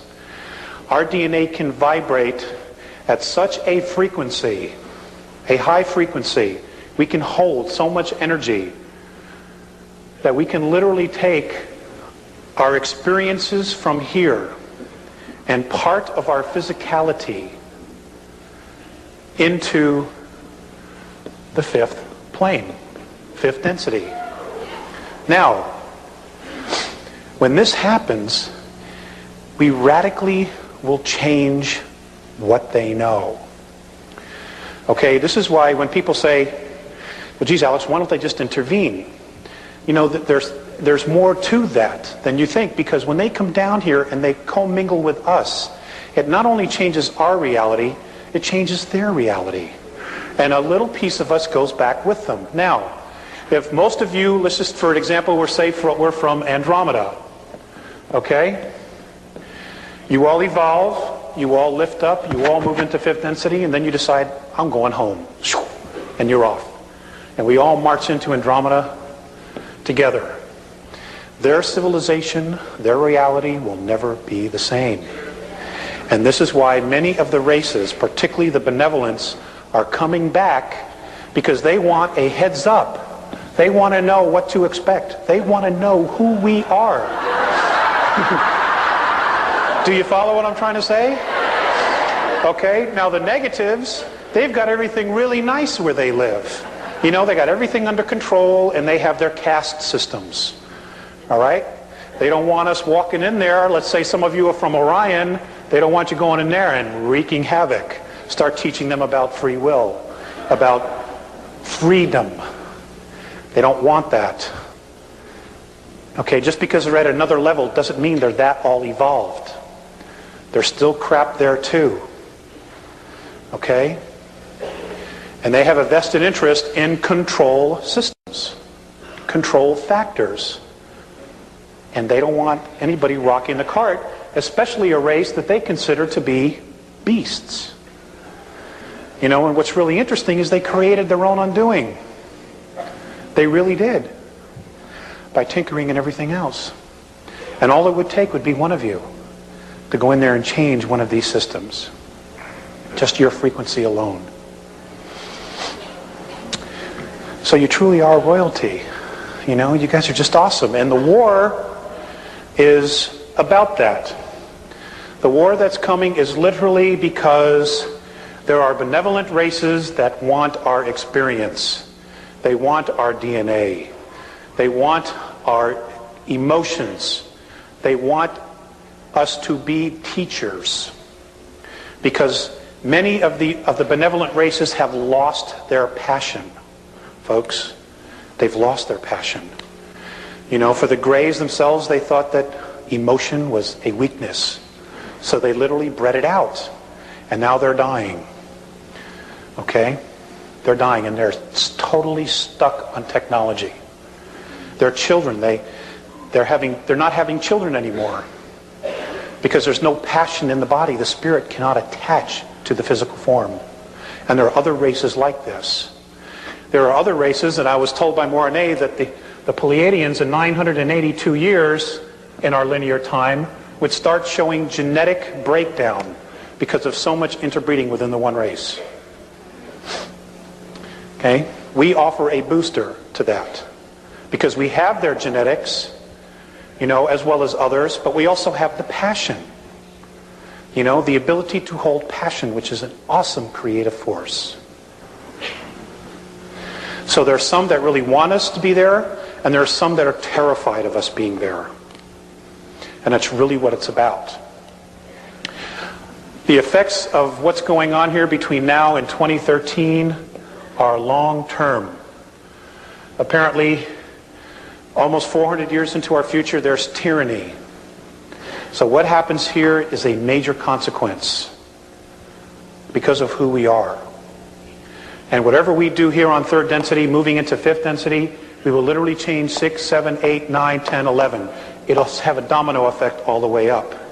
Because apparently that's where we originally came from before we moved into physicality here. So we have to be responsible. There's a much bigger agenda here in picture. And I'm sure that there's even more that I don't know that maybe another contactee in the future or somebody else has already said. You have to be private investigators. You've got to be detectives. And I know that there's so much information out there and so much junk and there's so much great stuff out there.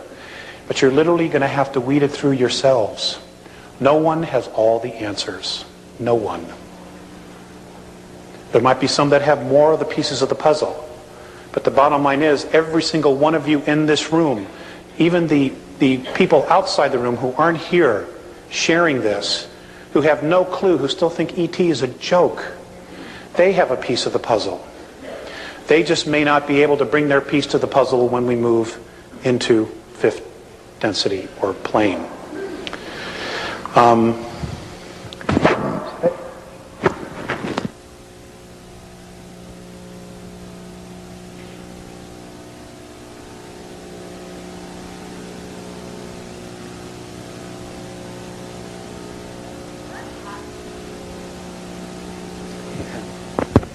Okay.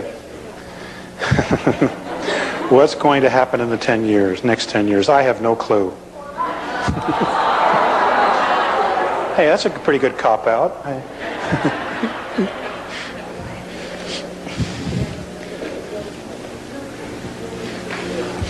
Okay.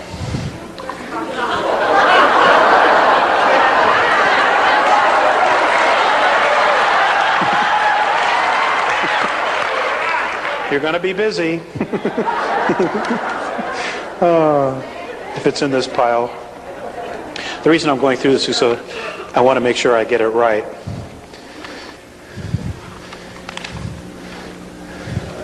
A lot is going to happen in the next 10 years.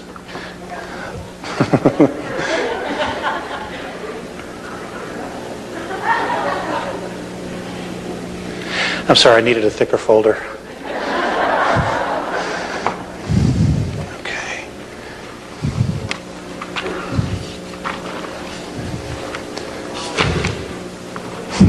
Anyway.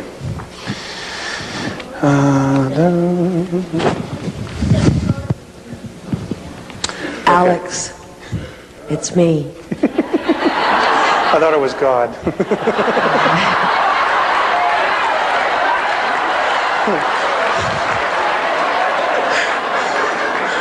I'm not building an ark.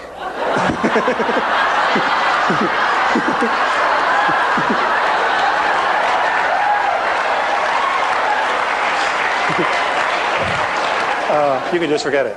All right. When does the collapse, the dimensional collapse, starting? Is it already starting? It's already started. With the sound and the color? Okay. It's already started. Thank you for leading me here. What you're going to start hearing about in the very near future are something called rods. And they will be something that will be videotaped And what you will see are large streaks just shooting through the air that are etheric, but are being able to be captured on tape. And what you're seeing is literally fourth and fifth dimensional craft moving through space, not having the slightest clue that they're flying right through us. Okay? And that's because you're beginning to see the implosion. It's great stuff.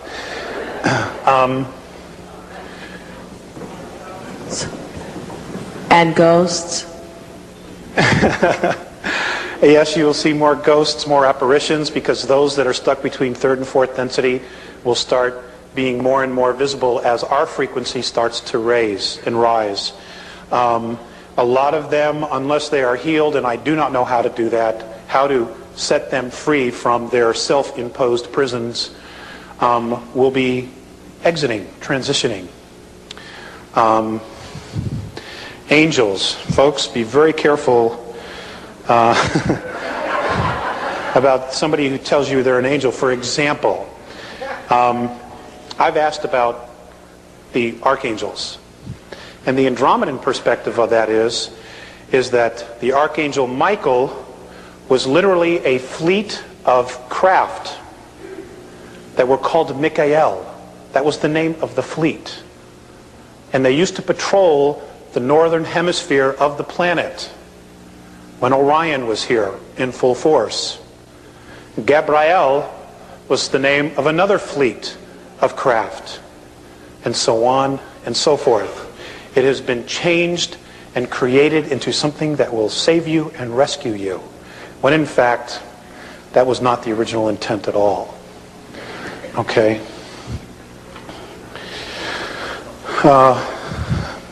What's going to happen in the next 10 years? I will share this with you. There are definitely some things underneath the Sphinx, but the bulk of the real stuff that will tell us about our ancient history is still underneath the pyramid. And there was a vault built 3 levels deep, and the pyramid was built over it. Okay, that's where the real juice is. That's where the real knowledge is. The Sphinx will have some things, but it's a distraction. You know, these guys are real good at what they do, at diverting attention from reality, from truth. They're excellent at it. If they put that much energy into telling the truth, God, we'd all be out of here. You know?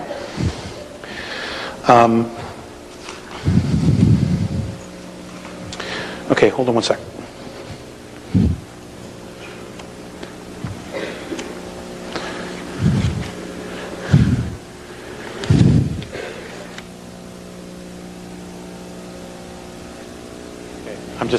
I don't have it. It's somewhere. Okay, things that are going to happen in the next 10 years. Number one, we're going to truly find out who we are genetically. Information will be coming from all corners of the earth from contactees. There will be more and more contacts, and they will tell us about the 22 different races and more of our history. There will also be massive earth changes. They will start with a magnetic pole shift, which could happen anytime between now and the year 2001. Things have been sped up. We're already starting to see the magnetic poles shift as we see birds migrate in the wrong direction at the wrong times of year. The birds move along the Earth's magnetic grid lines. And I wanted to share something with you. I'm very fascinated with the Native Americans. And I love to collect feathers when I find them on my journeys and my vision quests.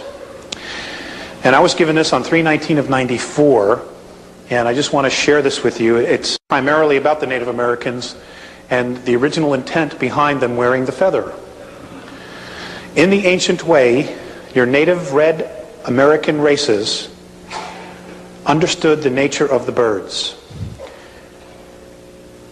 The birds are very sensitive to magnetic fields and microwave energy, as you call it.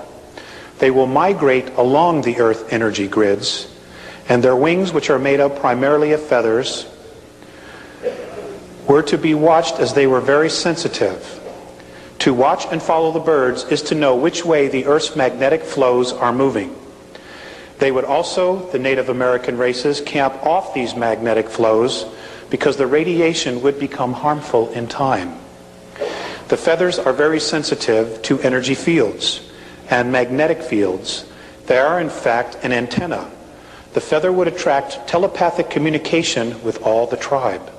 As the chief would think or quietly discuss plans, the rest of the tribe would, in the ancient days, receive the message with few or no words.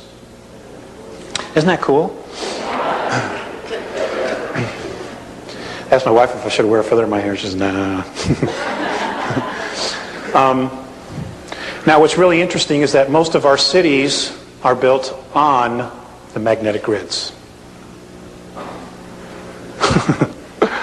When, there's a lot of folks sick in the inner city. There's a lot of turmoil in the inner cities.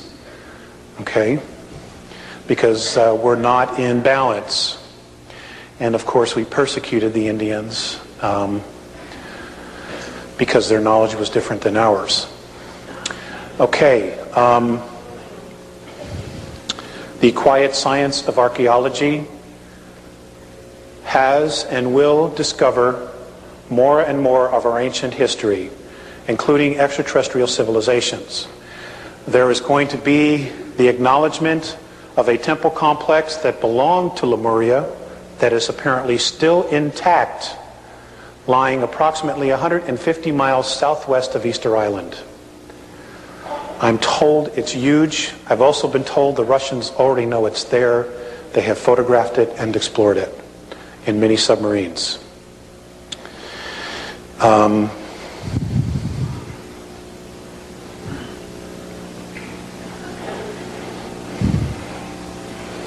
We are going to discover that consciousness, I know you guys already know this,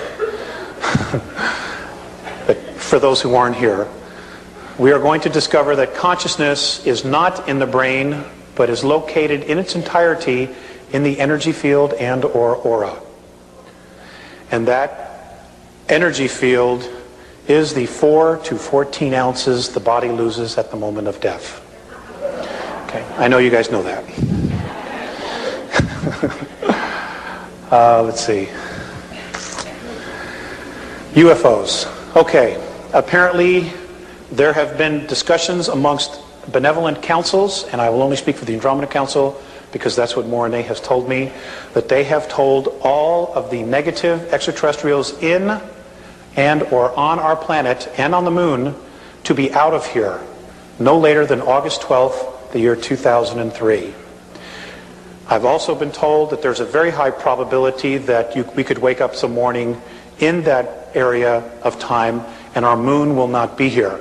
That is because it is the first stage of defense. And they will literally hit it with a tractor beam and pull it away from us if they're going to do battle. Because if they were to attack it to get in here for whatever reason and it were to explode, everything would be for naught. Now, when I first talked about this, there were some people that were very upset. Well, geez, what about the ocean and the waves and my moon cycle and all this other stuff?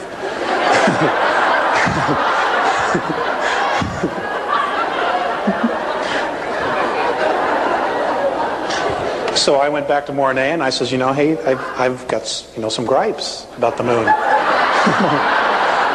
disappearing. And he says, well, we'll just get you another one.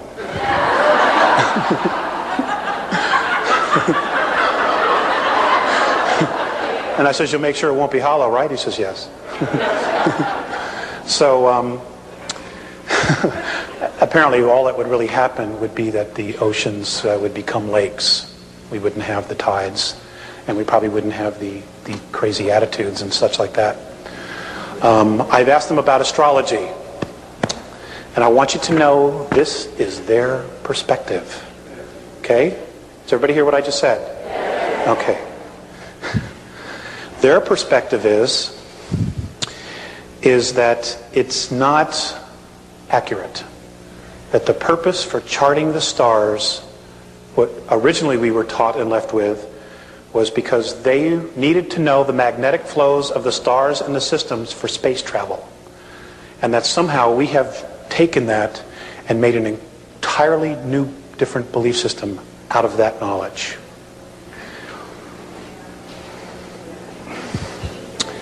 You knew that. Maybe I should sit out here.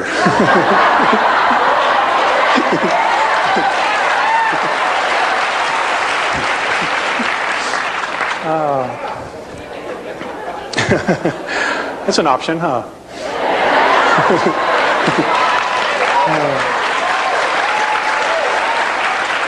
But you guys are so far from Colorado.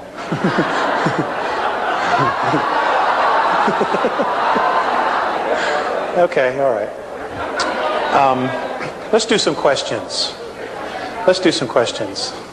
Yes. Alex, why are the Andromedans and the council, which I thought was intriguing, the council that met, why did they decide to give the ultimatum to all the ETs that are in the earth and on the earth and above the earth at a specific time?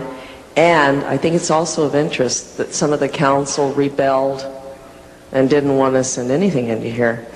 So why, okay, Alex, why, what's going to happen when everything's turned off? No, I have a good memory, Alex. And then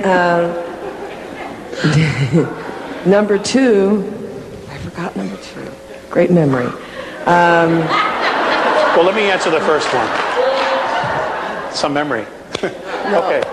Let me answer the first Alex, one. that. Let me answer the first one. Okay. Apparently, the reason why they want to help and so many others want to help is because in your genetics, you have a frequency that is attached to different races. Okay? I have a frequency that is attached to Andromeda. And what happens is, they as a race, just because I may move into another space in time or holograph, there is a part of me that is still attached to them. Okay? And there is a degree of non-evolution because of the law of consistency, we all don't move together. At some point, whenever that is, our entire universe, including all of the dimensions or planes, will implode and we will all go home to the source. Okay? This is one of the reasons why. The other reason, of course, is what I stated earlier, is because of our genetics. They want us to help them. We have something they need as well. Now, apparently when they first met to discuss our solar system, which is in a particular sector, which is along a trade route, which moves into the Andromedan galaxy and others galaxies. There were approximately 72 of the 133 originally that met. Of the 72, just more than half agreed to look into it and to help us. The other planetary races didn't want to help us, and this was their reason why. They don't respect their home, they don't respect themselves, and they don't respect each other. What is their value?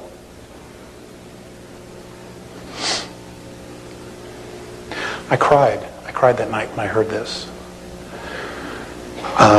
Because, I couldn't make an excuse. I mean, this is how a bunch of other races look at us.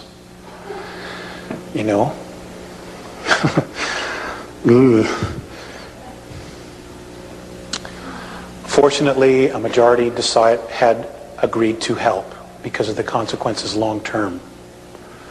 And basically that's why they're here. That's one of the reasons why they're here. Also, in our future, 400 years into our linear future, there is tyranny in our galaxy.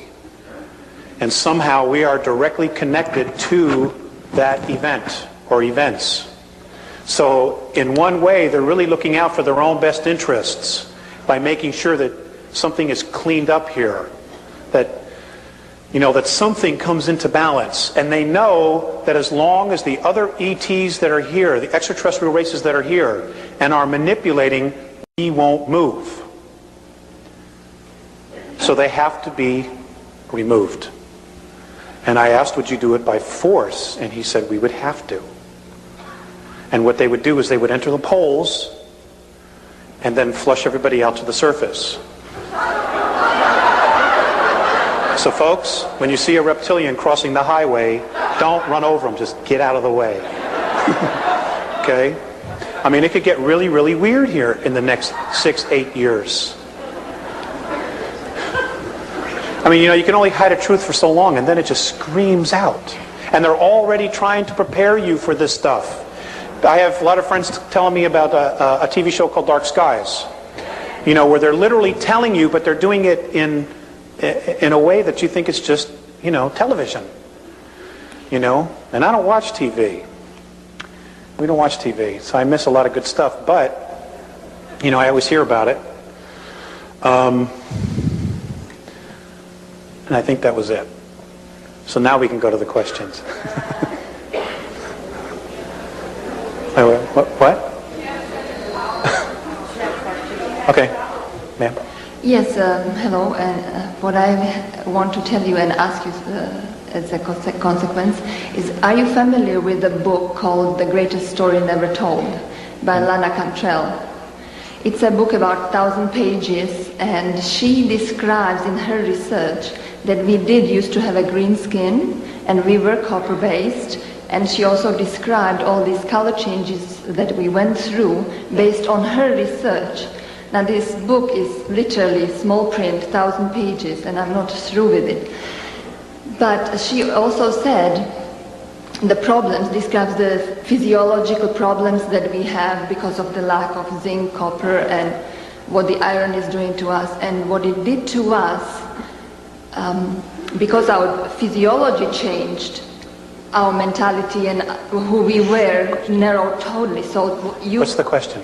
Confirm to me this. Okay. And my question is, did they tell you anything that we could do for ourselves to help ourselves to go back?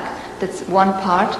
The other thing is the genetics, the DNA. We apparently used to have multi-strand DNA. Do you know anything about it?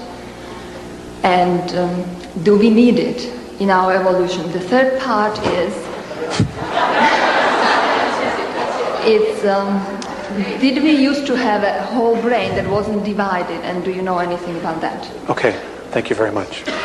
I do not know about the whole brain part. As far as the book, I've heard of it. I've had other people approach me, but I understand it's out of print. And I understand that Miss Cantrell does not return letters or anything. She's just basically in hiding for whatever her reasons are. As far as the DNA, I have been told that those of us who are holding a higher frequency are literally creating a third strand. Most of the children coming in since 1982 already have a third strand. So this is just nature's way, this is the isness's way of just fixing things, as long as we're open to it. Okay. Okay, the question was, how can we help ourselves? I have asked that, and Mornay, all he has said is the information and wisdom already exists on your planet. So basically, don't ask us about yourselves, ask yourself about yourself. There's no shortcuts with them. I wish there were. Yes, ma'am. Thank you. It's great to see you here. I wondered if you could talk more about the draconians and the children that are missing. I know you have information, and I'm hoping you'll share it with us today. This is the one subject I don't like to talk about. The draconians. Okay, the draconians are a very large reptilian race. They're known as the Dracs. There is a royal line of the draconian reptilian race, and they're called the Seekar. They range anywhere from 14, 15 to 22 feet tall. They can weigh up to 1,800 pounds.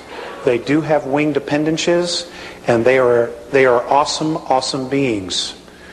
They're extremely clairvoyant, they're extremely clever, and they can also be extremely sinister. They apparently were brought to our time and space, our universe, in full physicality. Somebody brought them here and dumped them here. I don't know, and the Andromedans still don't know. But they were brought here in physicality, and they were taken to Alpha Draconis and stars nearby because it gave them the greatest chance of survival. So they were kicked out of some other place. Anyway, they are definitely a major factor to be reckoned with. They, for the most part, are service to self. They do not care for the human race because when they were dumped here, they were told that this was theirs to command.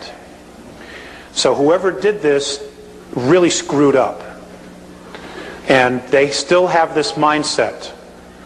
They were one of the first to chart our solar system. In fact, they were the first of the ET races to actually put their flag on it and say it's theirs. Apparently, some of them still have the attitude that everything on it, in it, still belongs to them. And I understand that some of them have been coming back, and more will be coming back. It's going to get real interesting, folks. I can't begin to tell you how interesting it's going to get. They apparently they have had space travel for 3 billion years. They are a remarkable race. They really are. But they have an attitude. And a lot of human races in our galaxy and outside our galaxy have had problems with them. And I don't want to say that all of them are like that, but that's really all that I've heard from the Andromedans. They've had major problems, as all the other races have. They are definitely reptilian. They look like velociraptors, except they're like 22 feet. And they're smart, they're intelligent, they can build. They're just very, very different from us. They apparently attacked Lyra, or came across human colonies in Lyra. Now, the human race was not created in Lyra. Okay? It was brought there to survive.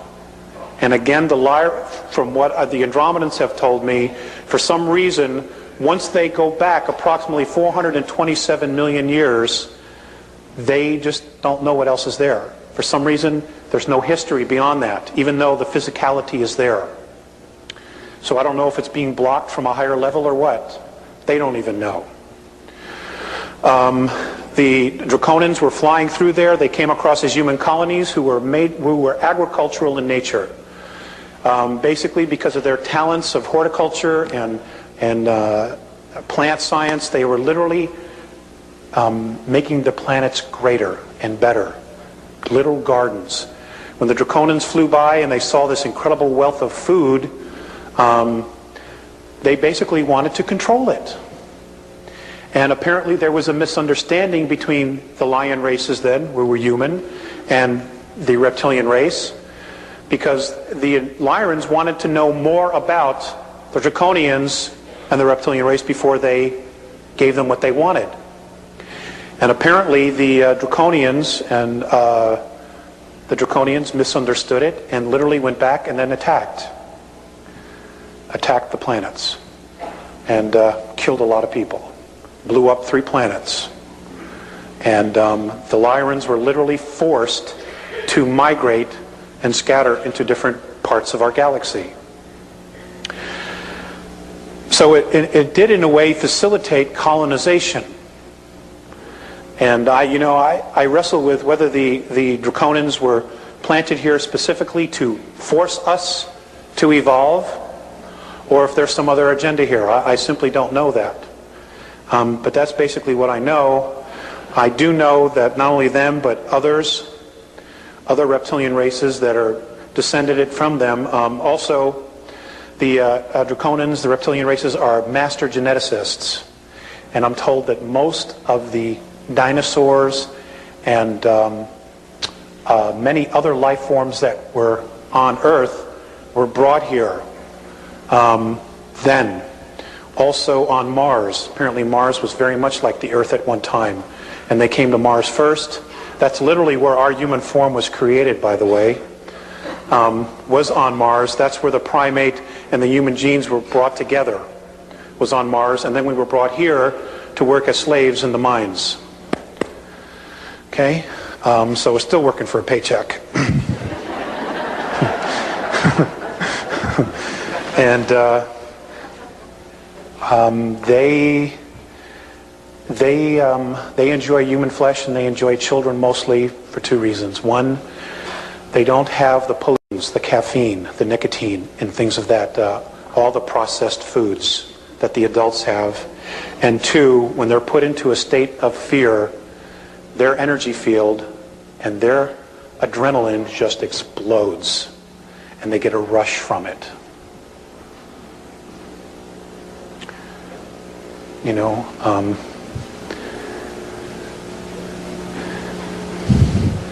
know, be dedicated to family and be dedicated to each other, folks. That's the only way we're going to get through a lot of this. You know. Next question. You're welcome. Well, my adrenaline's rushing after that last statement. Alex, what is it precisely about the human mind that makes us so worthy to be feared and suppressed? What is it that's very unique to our 22-strand genetic makeup? And also, what is our free will compared with their free will? It seems to imply that, do they have free will in the same way that we do? Okay, is that it?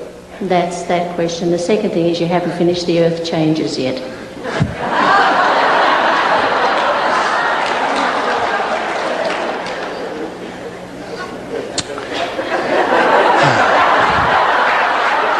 Thank you for busting me. I appreciate it. Okay.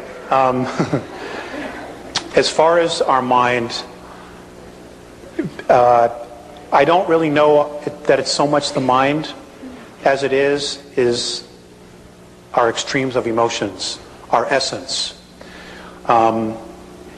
They've always stressed not so much what's in the mind, even though that's important to be able to control the creative force of emotions. It's more so the emotions. Because we are able to contain all of that inside physical form, that's what they're most attracted to. Because they want that, because the races have lost, I've said this before, some of their passion, and they are becoming more and more dependent on technology. And here we are steeping ourselves deeper and deeper into physicality, when in fact we have the ability to just leave all this behind. So we are not correctly using our power as a race. In fact, we're wasting it. And they're more attracted to that. And I'll do the earth changes after we've gone through a lot more questions. Okay? Next. Thank you for your patience. We're not supposed to put many questions. I have more, but just one. I pick up just the most important for me. It's about implants, and if you know specifically about the neutral implant by Cryon. About what? Cryon, the neutral implant. Do you know something? I know absolutely nothing about that. Okay. I'm sorry, but I do know a little bit about implants, and getting back, this will work together. As far as our free will compared to other races' free will, they're really one and the same. It's just that we don't realize the power of our free will. We don't totally realize the sovereignty that our free will gives us. And that is why they are manipulating us through belief systems to try to get us to relinquish our free will by using our free will to say, okay, yes, you can come down and control us. Because then it's a choice. Okay? As far as the implants, what I do know is that there are a lot of races that have been abducting people and putting implants in them, and it is a sign or a seal of ownership. Okay? They feel that they own you. Now, the Greys have done this a lot because the United States government gave them permission to do it. You know, we were sold out, basically. That's what I know. I do know that many of the implants can be neutralized using a very strong ultraviolet light.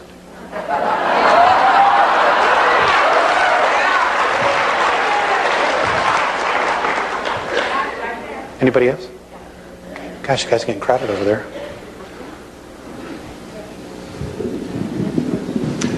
I'm sure I speak for all of us. You mentioned earlier that this was a treat for you. It's very much a treat for us as well.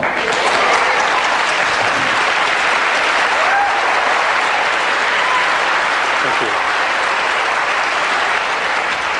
you. Okay, I have two questions. They're relatively unrelated. The first one, if you get an opportunity later on and have time, I would be very interested in hearing, but the second one is what I would like to ask you about. The first one is, you mentioned that the Andromedans know Ramtha as the commander. Are there any other beings that they have mentioned, and does this in any way tie in with why other races, along with the Andromedans, regard us as special? That's if you get an opportunity later on.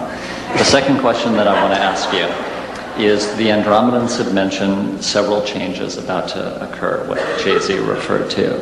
Sovereignty is a major concern for many of us. Many of these changes are going to represent financial opportunities as they unfold.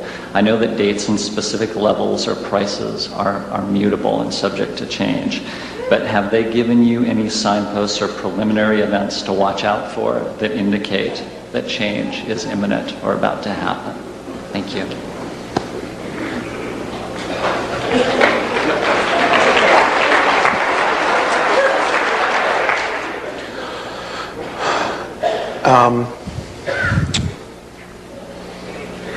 The earthquakes are changes, are signs. The volcanoes are signs. When you start to see large groups of people resigning from world government, that will be your biggest sign that shit's about to hit the fan. Okay? Many of our world leaders have been promised underground facilities, and some even on the moon. And folks, there are bases on the moon that were built by the United States, Russians, and the British, using British money. And I would suggest to you very, very strongly, you keep an eye on Charles, Prince Charles. Okay? Just watch. No, just watch. Then don't. Next question, please.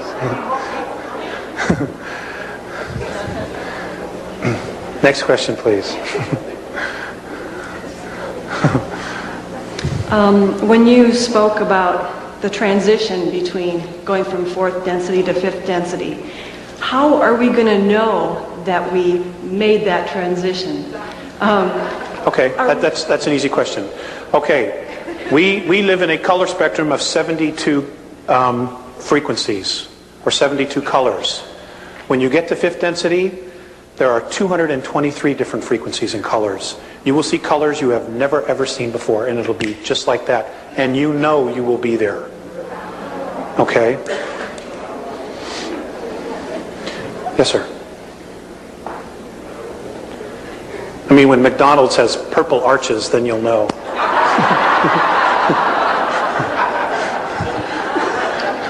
Do the Andromedans have a military, and do they have a financial system, anything like ours? Okay, great question. No, they have no financial system. Everything that they create technologically is used for the advancement of their race. It is for educational purposes only, but it can be used in defense. No, they do not have an army or a military per se. They are scientists. What they do is they send their children to school from anywhere from 150 to 200 years. This is our time. Well, you know, they live 1,000 years, 1,500, 2,000 years. And what they do is they teach their students all of the arts and sciences. They are literally PhDs or masters in everything. Then at that point, they have the choice as to what it is they want to do. And they can change their minds in a heartbeat and do something else. So they are given all the tools. Everything is for education. Nothing is for distraction. Okay, they would never conceive of creating television as a distraction. Never. Okay? Everything is to help them evolve. And their science and their technology can be used in defensive purposes, mostly the holographic stuff. Yes, sir. I'm wondering if you could elaborate on the Dracos and Hale-Bopp a little bit. What I have shared is really all that I know. I just know that life is going to be very different. They say it's a comet. It's not a comet. I can tell you this, that it has split into two pieces, and both pieces are rotating, okay, around an invisible axis. They're rotating like this as it's moving. And something that a friend told me that she heard on Art Bell, and I have not confirmed this, okay, so this is still rumor, but apparently an astronomer was on Art Bell, and he called and said that they have seen a large craft that is now flying alongside Hale-Bopp that's larger than the Earth. Okay, so if it doesn't change course, it's going to be great. It's going to be great. All the denial's going to be gone. You know. Yes. I understand the Andromedans have a version of the story of Enki and Enlil, and I'm wondering if you could tell us anything about that. Oh, that's a long question. Long answer.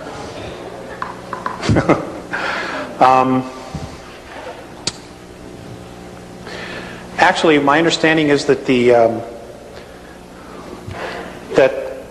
the two brothers have really warred with each other over a lot of other issues. We just happen to be one of them. I do know that Enki, what they've told me is that Enki was betrayed and killed, and that his body is literally buried in the face that's on Mars. Now, whether he's reincarnated or not, again, I don't know.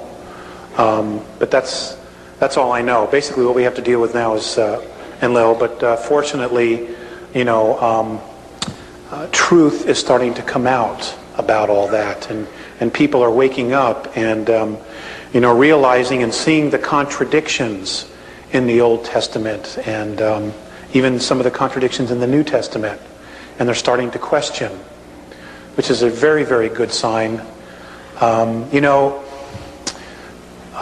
Phaseus once said to me, "It is not so important what you believe, but as to why you believe it.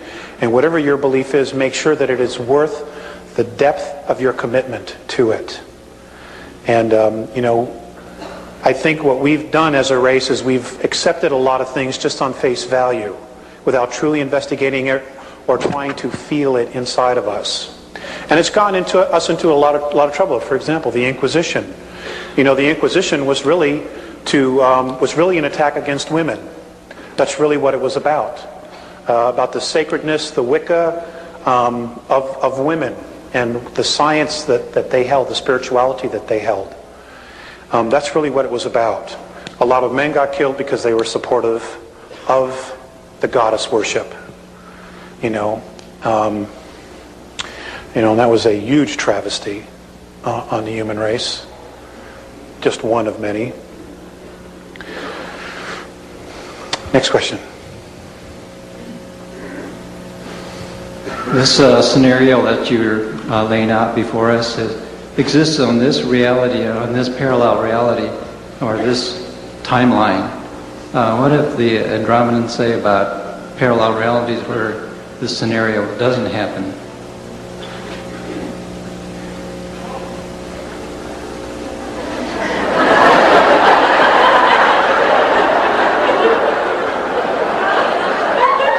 He's not going to like my answer.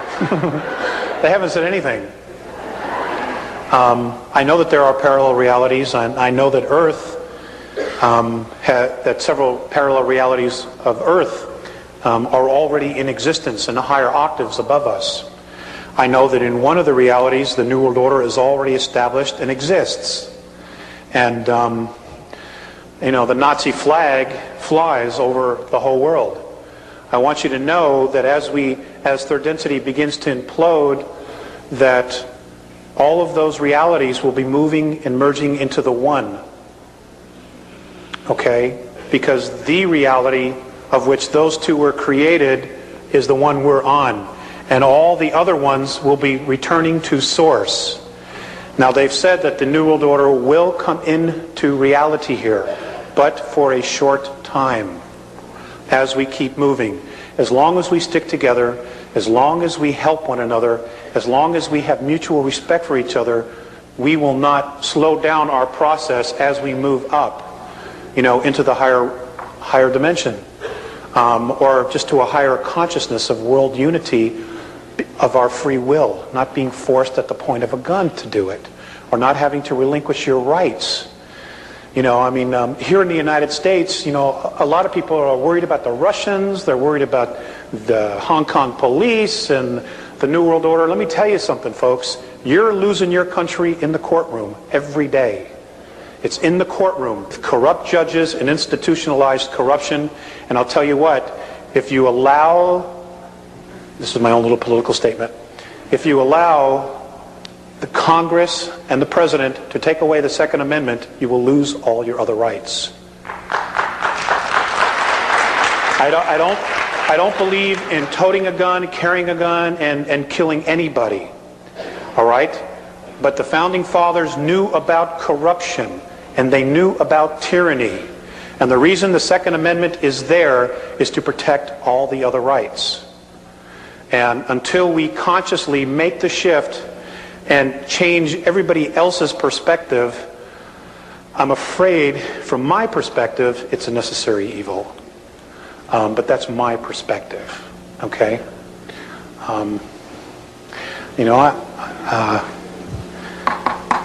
America, you have done so much in such a short amount of time. But you have to understand that when you're a draconian or Orion belief system, there is no such thing as free will, as self-rule in their control. Now, the reason we've been able to get away with it for so long is because, when you look at where we are to the center of the galaxy, we're in the boonies. We're way out here. And they're just now starting to come around, and they realize that the magnetics of the planet, the consciousness of the planet, is starting to change. So this is what has attracted a lot of the races to us now. It was also the blasting of nuclear weapons. Nuclear weapons not only affect third density, but they affect fourth and fifth. It sends a shock wave through it. Okay? And we were totally irresponsible. We didn't know. We didn't know what we were doing. And that's why a lot of the races started to show up.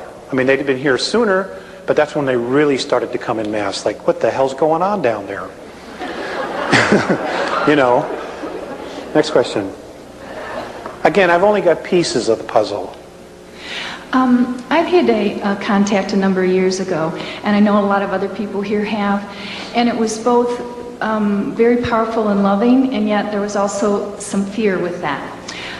Many of us are now thinking about how can we make contact that feels safe, evolving, loving. Mm-hmm. Can you speak to that? I'm asked this a lot, and all I can suggest to you is this. You can literally be and create anything you want.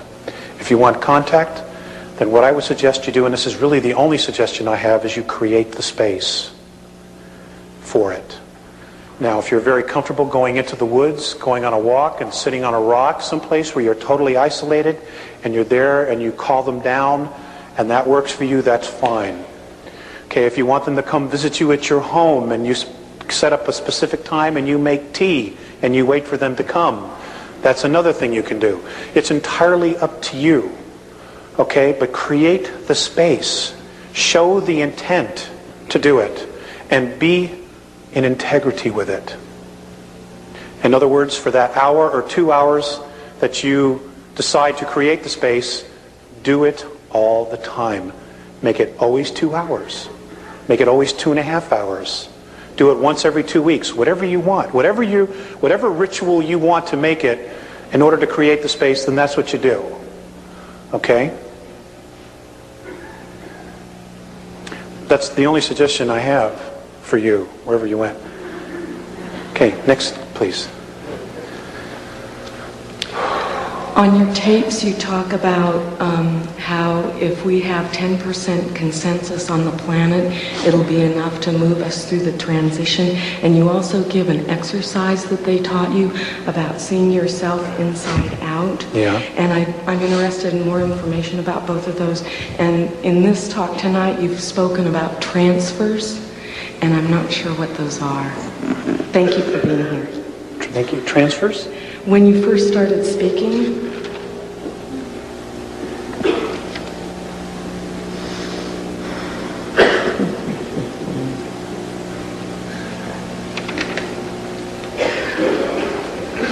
Okay, let's go to your first question. oh, okay, yeah. I was given an exercise. You guys probably all know this stuff already, you know, but something that I was given specifically, which I do every day. And,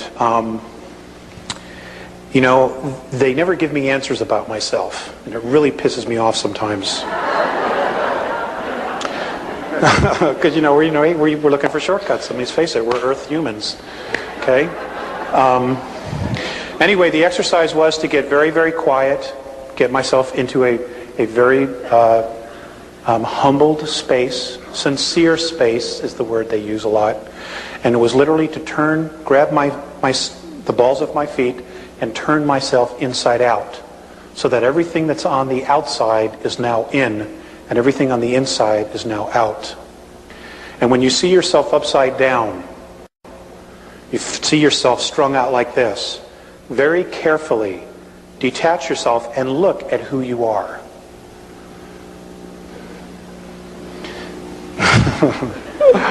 Don't get scared. Just work with it. Okay? I mean, that's really the only exercise they've given me. I've had to develop my own things, and you know, I'm still working with those.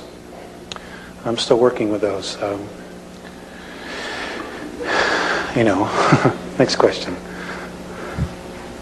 I'm fascinated. First of all, thank you very much. You're welcome. Thank you. Living your life where you're living it. I'm fascinated with the language of geometry that I'm learning comes from deeper levels, and I'm wondering if you have, or there are exact renditions of those symbols that could contain, for example, a pi ratio or a pi, or like I know the circles could be exact and then they have a meaning. If they're a little off, they don't. Do you know if there are exact symbols that could have like the pi ratio in them, or you just drew them like? Okay, that's a great question. I tell you what, I've never asked that question because it's always in my head. But what I will do is I will ask the specific dimensions and what tones and frequencies, and I will give them to Val Valerian so that he can put them on the web or get it to you guys. Okay? I will ask that.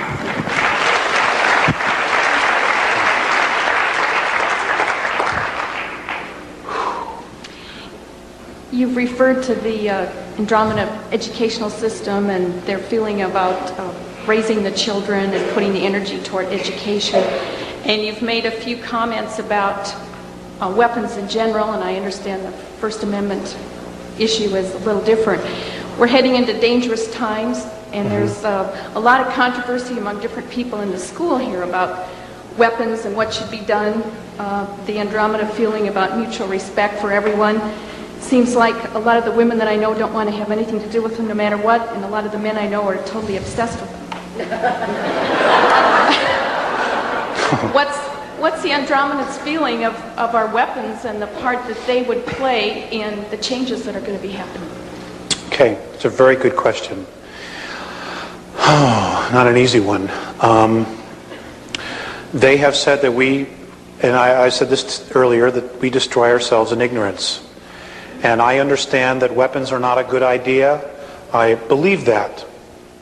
I really do. However, let's look at the reality that we're in. Okay? There have been many really holy spiritual men that have been murdered. Okay? They literally went to death holding unconditional love. And that's great. Okay? However, and this is my perspective,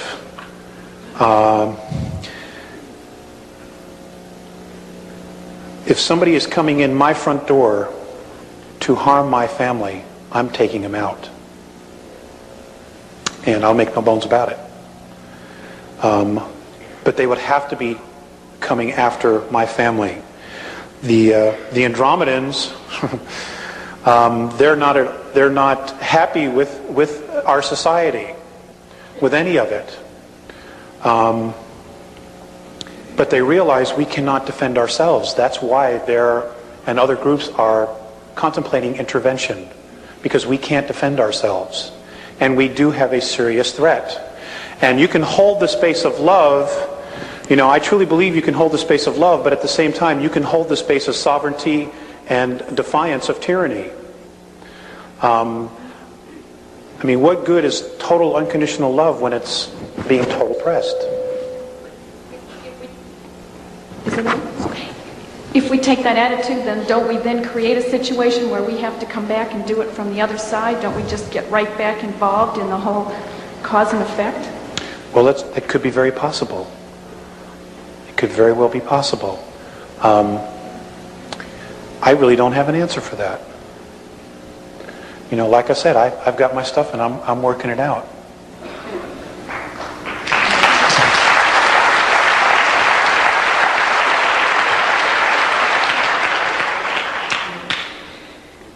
The symbols that you drew on the board, are they considered a universal language, or are they part of the Andromedan culture? And also, are the Andromedans taught to focus on those symbols in order to create reality like we are here in the school? Good question. I do not know if they're universal. Again, I've only met 2 other races with the Andromedans. I did not speak with them, but I saw them and then was told later who they were. And one was a group from Cygnus Alpha, a human race from Cygnus Alpha, and a very different looking being from Cassiopeia. I did not know the communications that were going on, but as far as the symbols, it's their language, and it's just one of a gazillion that they use. But I don't know that it's universal. I just don't know if all the other races know it. I mean, it could very well be that when the council gets together, they have interpreters who interpret the holographs, just like our UN does. I don't really know. So I'm sorry my information on that is so limited. Yes? Please tell us a story about a time that you have observed on how the Andromedans treat their children. Okay. Can I ask you a question? Who are those faces? Me. Okay.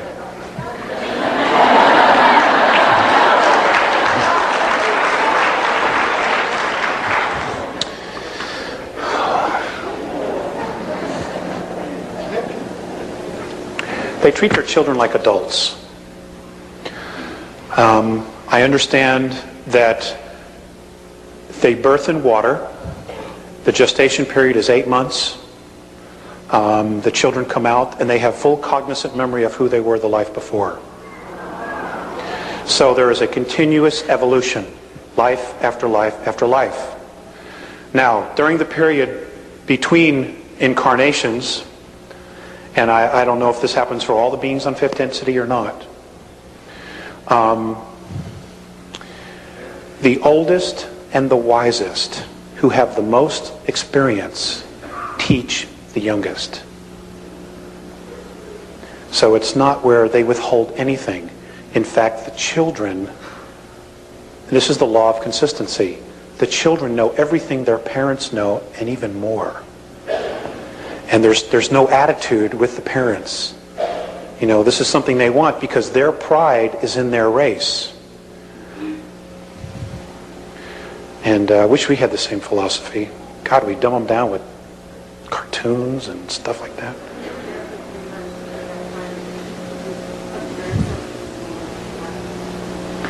Okay, the question was, when I was with them for 3 months, did I observe something with them in the park? They sit in circles. Again, they're telepathic. So they would just be in circles, and you would see them nodding and smiling and laughing, but there's no sound. So I can't tell you what they were saying.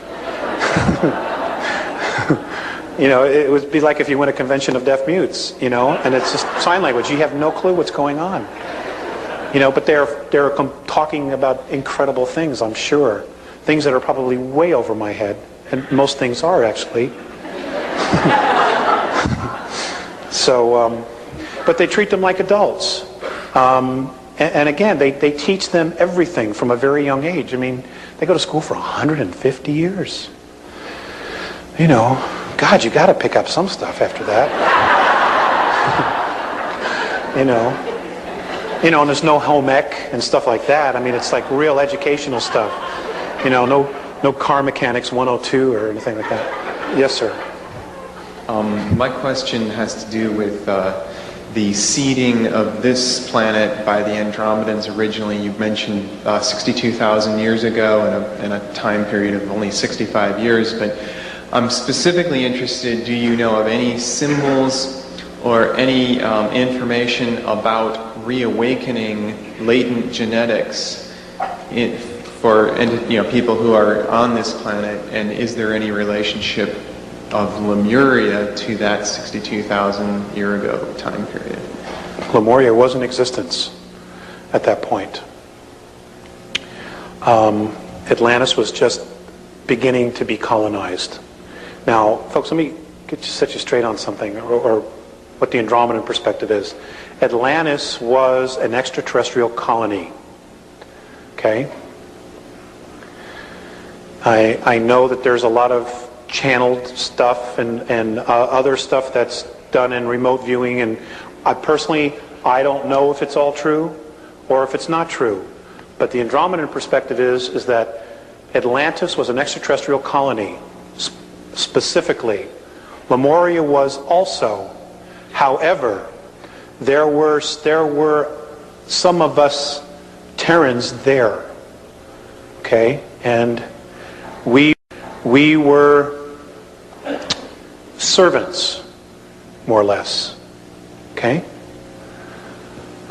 Some of the stronger genetic of our race were used as a priesthood to basically keep in line the other humans. I mean, if you go back and you look at history through Sumeria, Egypt, even today, today the new priesthood is the world bankers. They have total control of your life on a monetary, physical level. It's hard to do anything on this planet without money. And they're the new priesthood. As far as latent DNA and latent memories, I have been told, and I for some reason, I don't know why, I can't find my specific dates. But there will be a point where as the frequency increases, that we will start to remember things. Children today are already remembering things. There are children today who can just speak all these different languages, and that are not Earth languages. Some of them are extinct languages from Earth that some of these children just know, and it's the latent memory in the DNA that is coming out.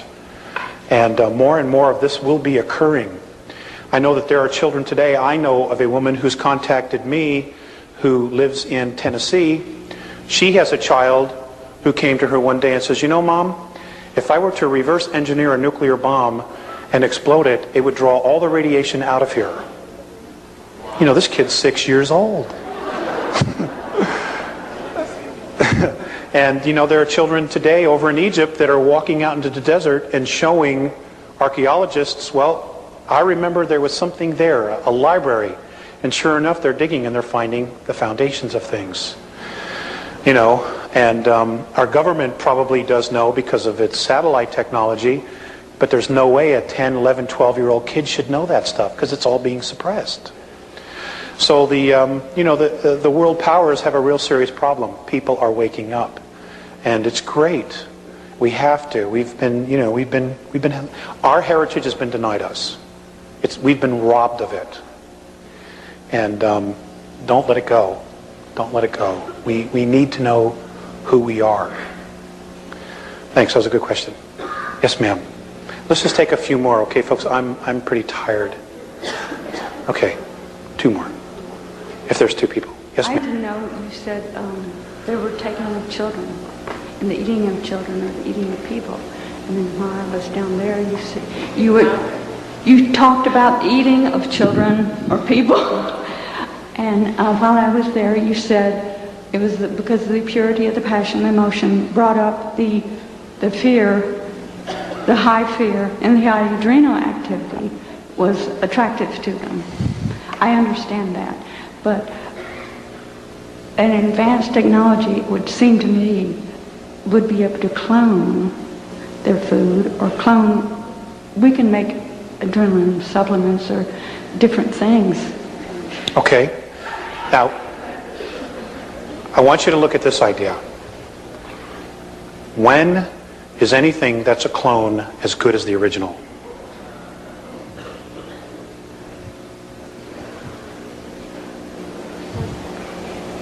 Okay.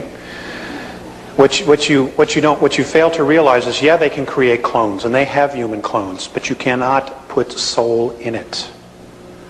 Okay? You may grow an organic processor in the brain to get them to act and do everything, but there's no soul attached to it. And as long as there's no soul, you don't have true emotion. True emotion? Well, your adrenaline rush. Okay, if I were to go over and do something to you and scare the hell out of you, okay, you would have a very serious emotional rush. Okay? They're addicted to the peaking of that emotional rush. It's like a narcotic to them because they don't have it. That's why they're so interested in us. They're numb. They're numb. Their physicalities are numb. They're all in their head. They're in self-imposed loneliness. Okay? Yes? I'm sorry? Yes, ma'am, they do. The question was, do they terrify the children? And I said yes. Yes, ma'am.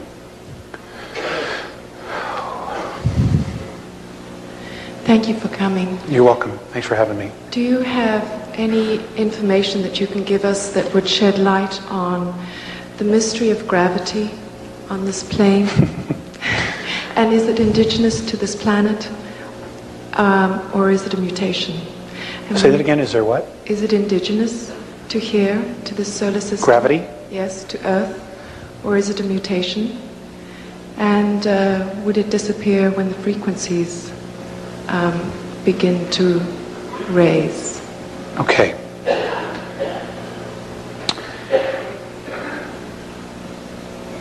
The Andromedan perspective regarding gravity is that it is created by radiation from the sun and our planet. We're told that it's the rotation of the planet on its axis.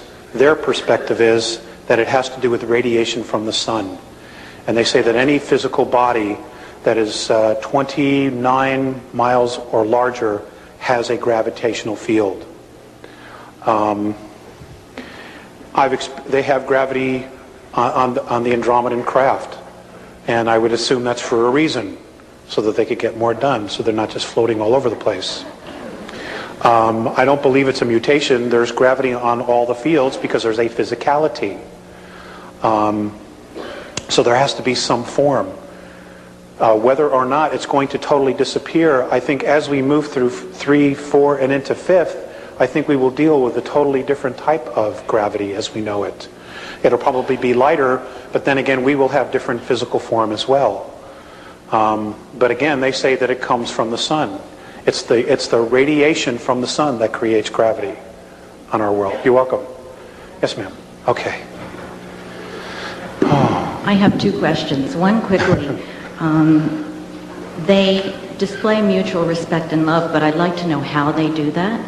And the second question, in our society, all of our myths and legends seem to be blueprints for our lives. And I'd like to know what kinds of myths and legends, if they have them, that they have. I know you probably don't have time to tell us one tonight. If you would, I'd love it. But, if you could get that information for Val, I'd love to have that. Okay. They don't call them myths. They call it history. Okay? And I will give those to Val. All right? And you're right, there's a lot, but it's history. We have taken truth and shrouded it as myth because we're hiding an agenda. How do they show mutual respect? They just honor every aspect of their life and everybody else's life. Because they're so evolved, there's no such thing as crime there. There's no laser shootings on a mothership. There's no, they need for nothing. They absolutely need for nothing. Anything that they need is given to them for evolvement. And they all work towards that. They wouldn't think about leaving somebody behind. I'll give you a good example of that too.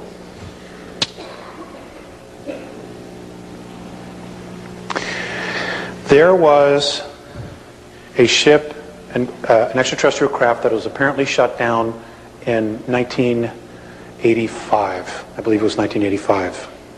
And it was a human being from Tau Ceti who literally got too close, and he was shot down. I understand that our military was able to take him, took him underground somewhere in Arizona, put him on a car, a train, took him underground to North Dakota, where they started doing some really horrific things. Morane told me that a Tau Ceti fleet wanted to come in and invade our planet, particularly North Dakota, to get this guy back. Okay? And it was literally the Andromedans and the Pleiadians, a benevolent group of Pleiadians, that stepped in and said, whoa, no, not yet. It's not the time. That's mutual respect. It's not leaving POWs in Vietnam because you owe this, because you promised the government $3 billion. It's not leaving men in North Korea because you lied, because you're dealing drugs. You don't want everybody else to know. That's not mutual respect. They would never ever think to do something like that. And those are things, those are characteristics we need to look at. Because there are many in this room that probably know about that. I mean, there are right now, as we are standing here right today, there are 117 men still left in SPOWs, but they're not in Vietnam. Okay, they're being held in northern Laos. There are also 3 men that are still alive from the Korean War, still being held in North Korea. And our government knows. And they know. A lot of the POWs were used for scientific experiments. We did it to some of their guys. Using drugs, LSD, we blew their minds. And they've done some pretty horrific things to our people.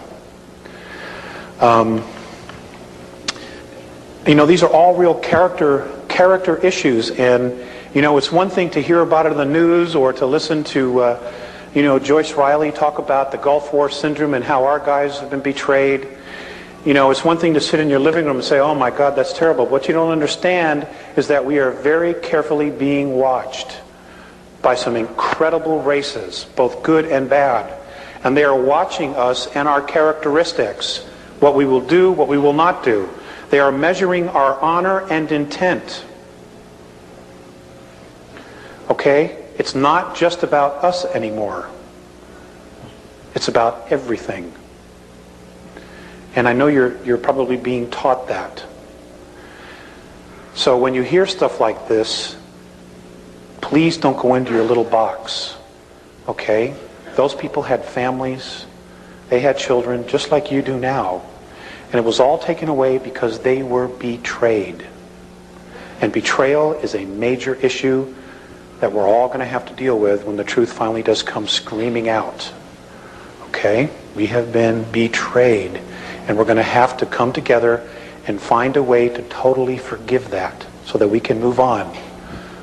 But in forgiving it, it's important not to allow it to happen again, to be more diligent, to be more vigilant.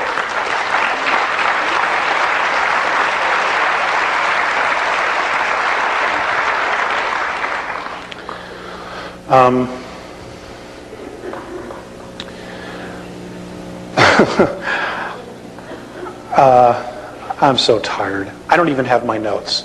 Okay, it's on the internet. All right, the Earth Changes, it's on the internet. Most of you already know. Okay, you're looking for dates, specific dates, what time, so on and so forth. That's not important. It is definitely coming, but it's all a probability as to when. All right? But there are more people negatively polarized on the planet that it's almost a sure thing that it's going to happen at this point. The internet is a leading edge research group. I'm sorry? Yeah, he's free to do whatever he wants. None of this has a copyright. None of the tapes, the newsletters, nothing. You know, it's not mine. I don't own it. I'm just here to deliver it. So you can do whatever you want with it. Just don't change the intent. Okay? Just don't change the intent.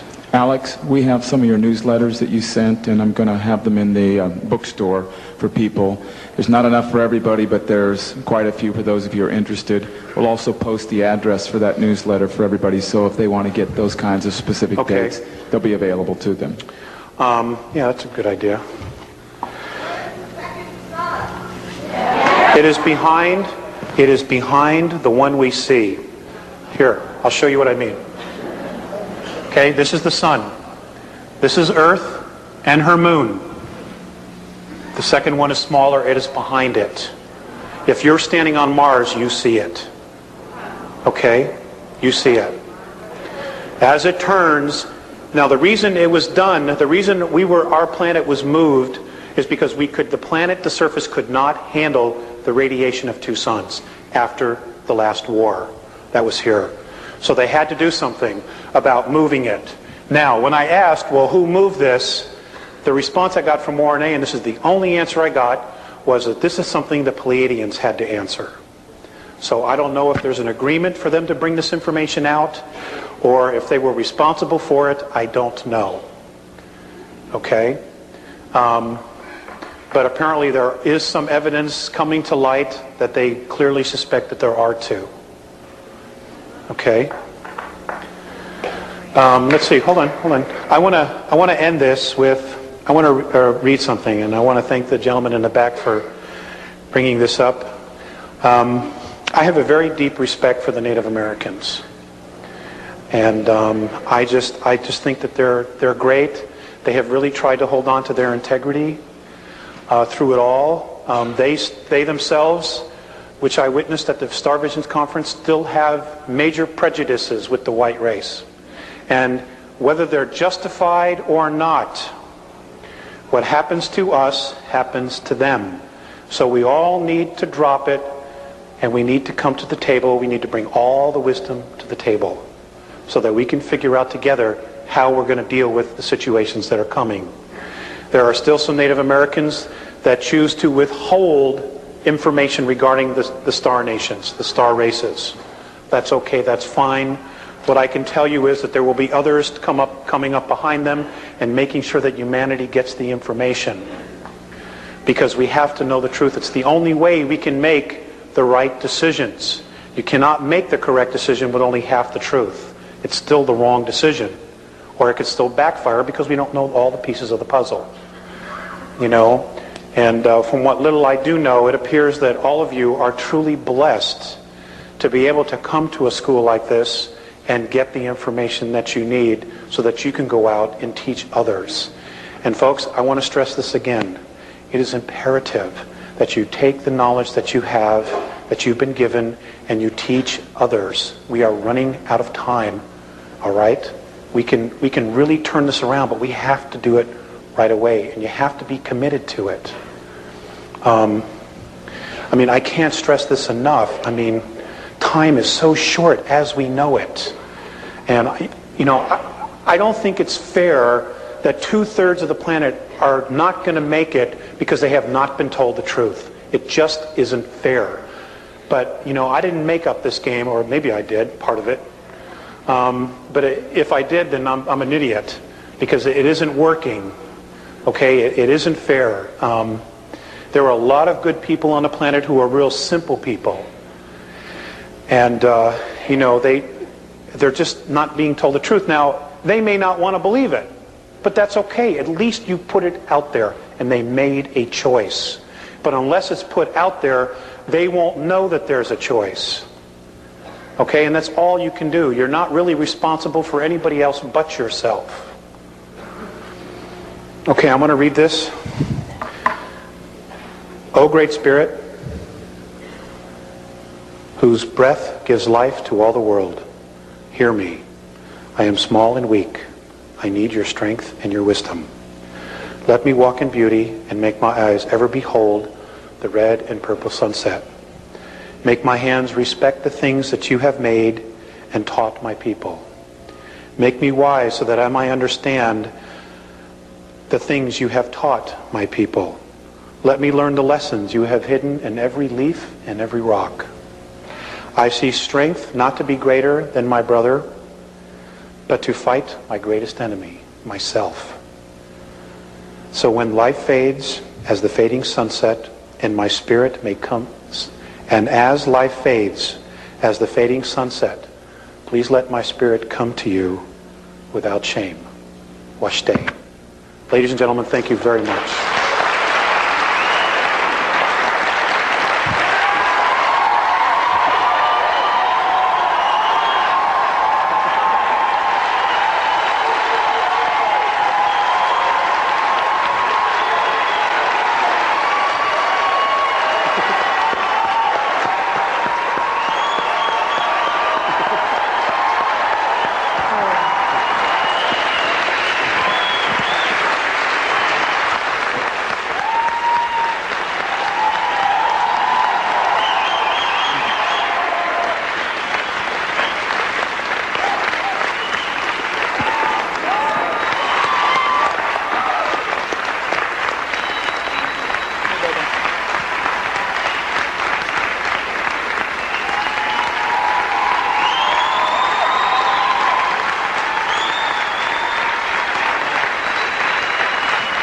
Now, didn't you guys think that was worth listening to? There's a lot he didn't tell you. We'll get him next time. Thank you.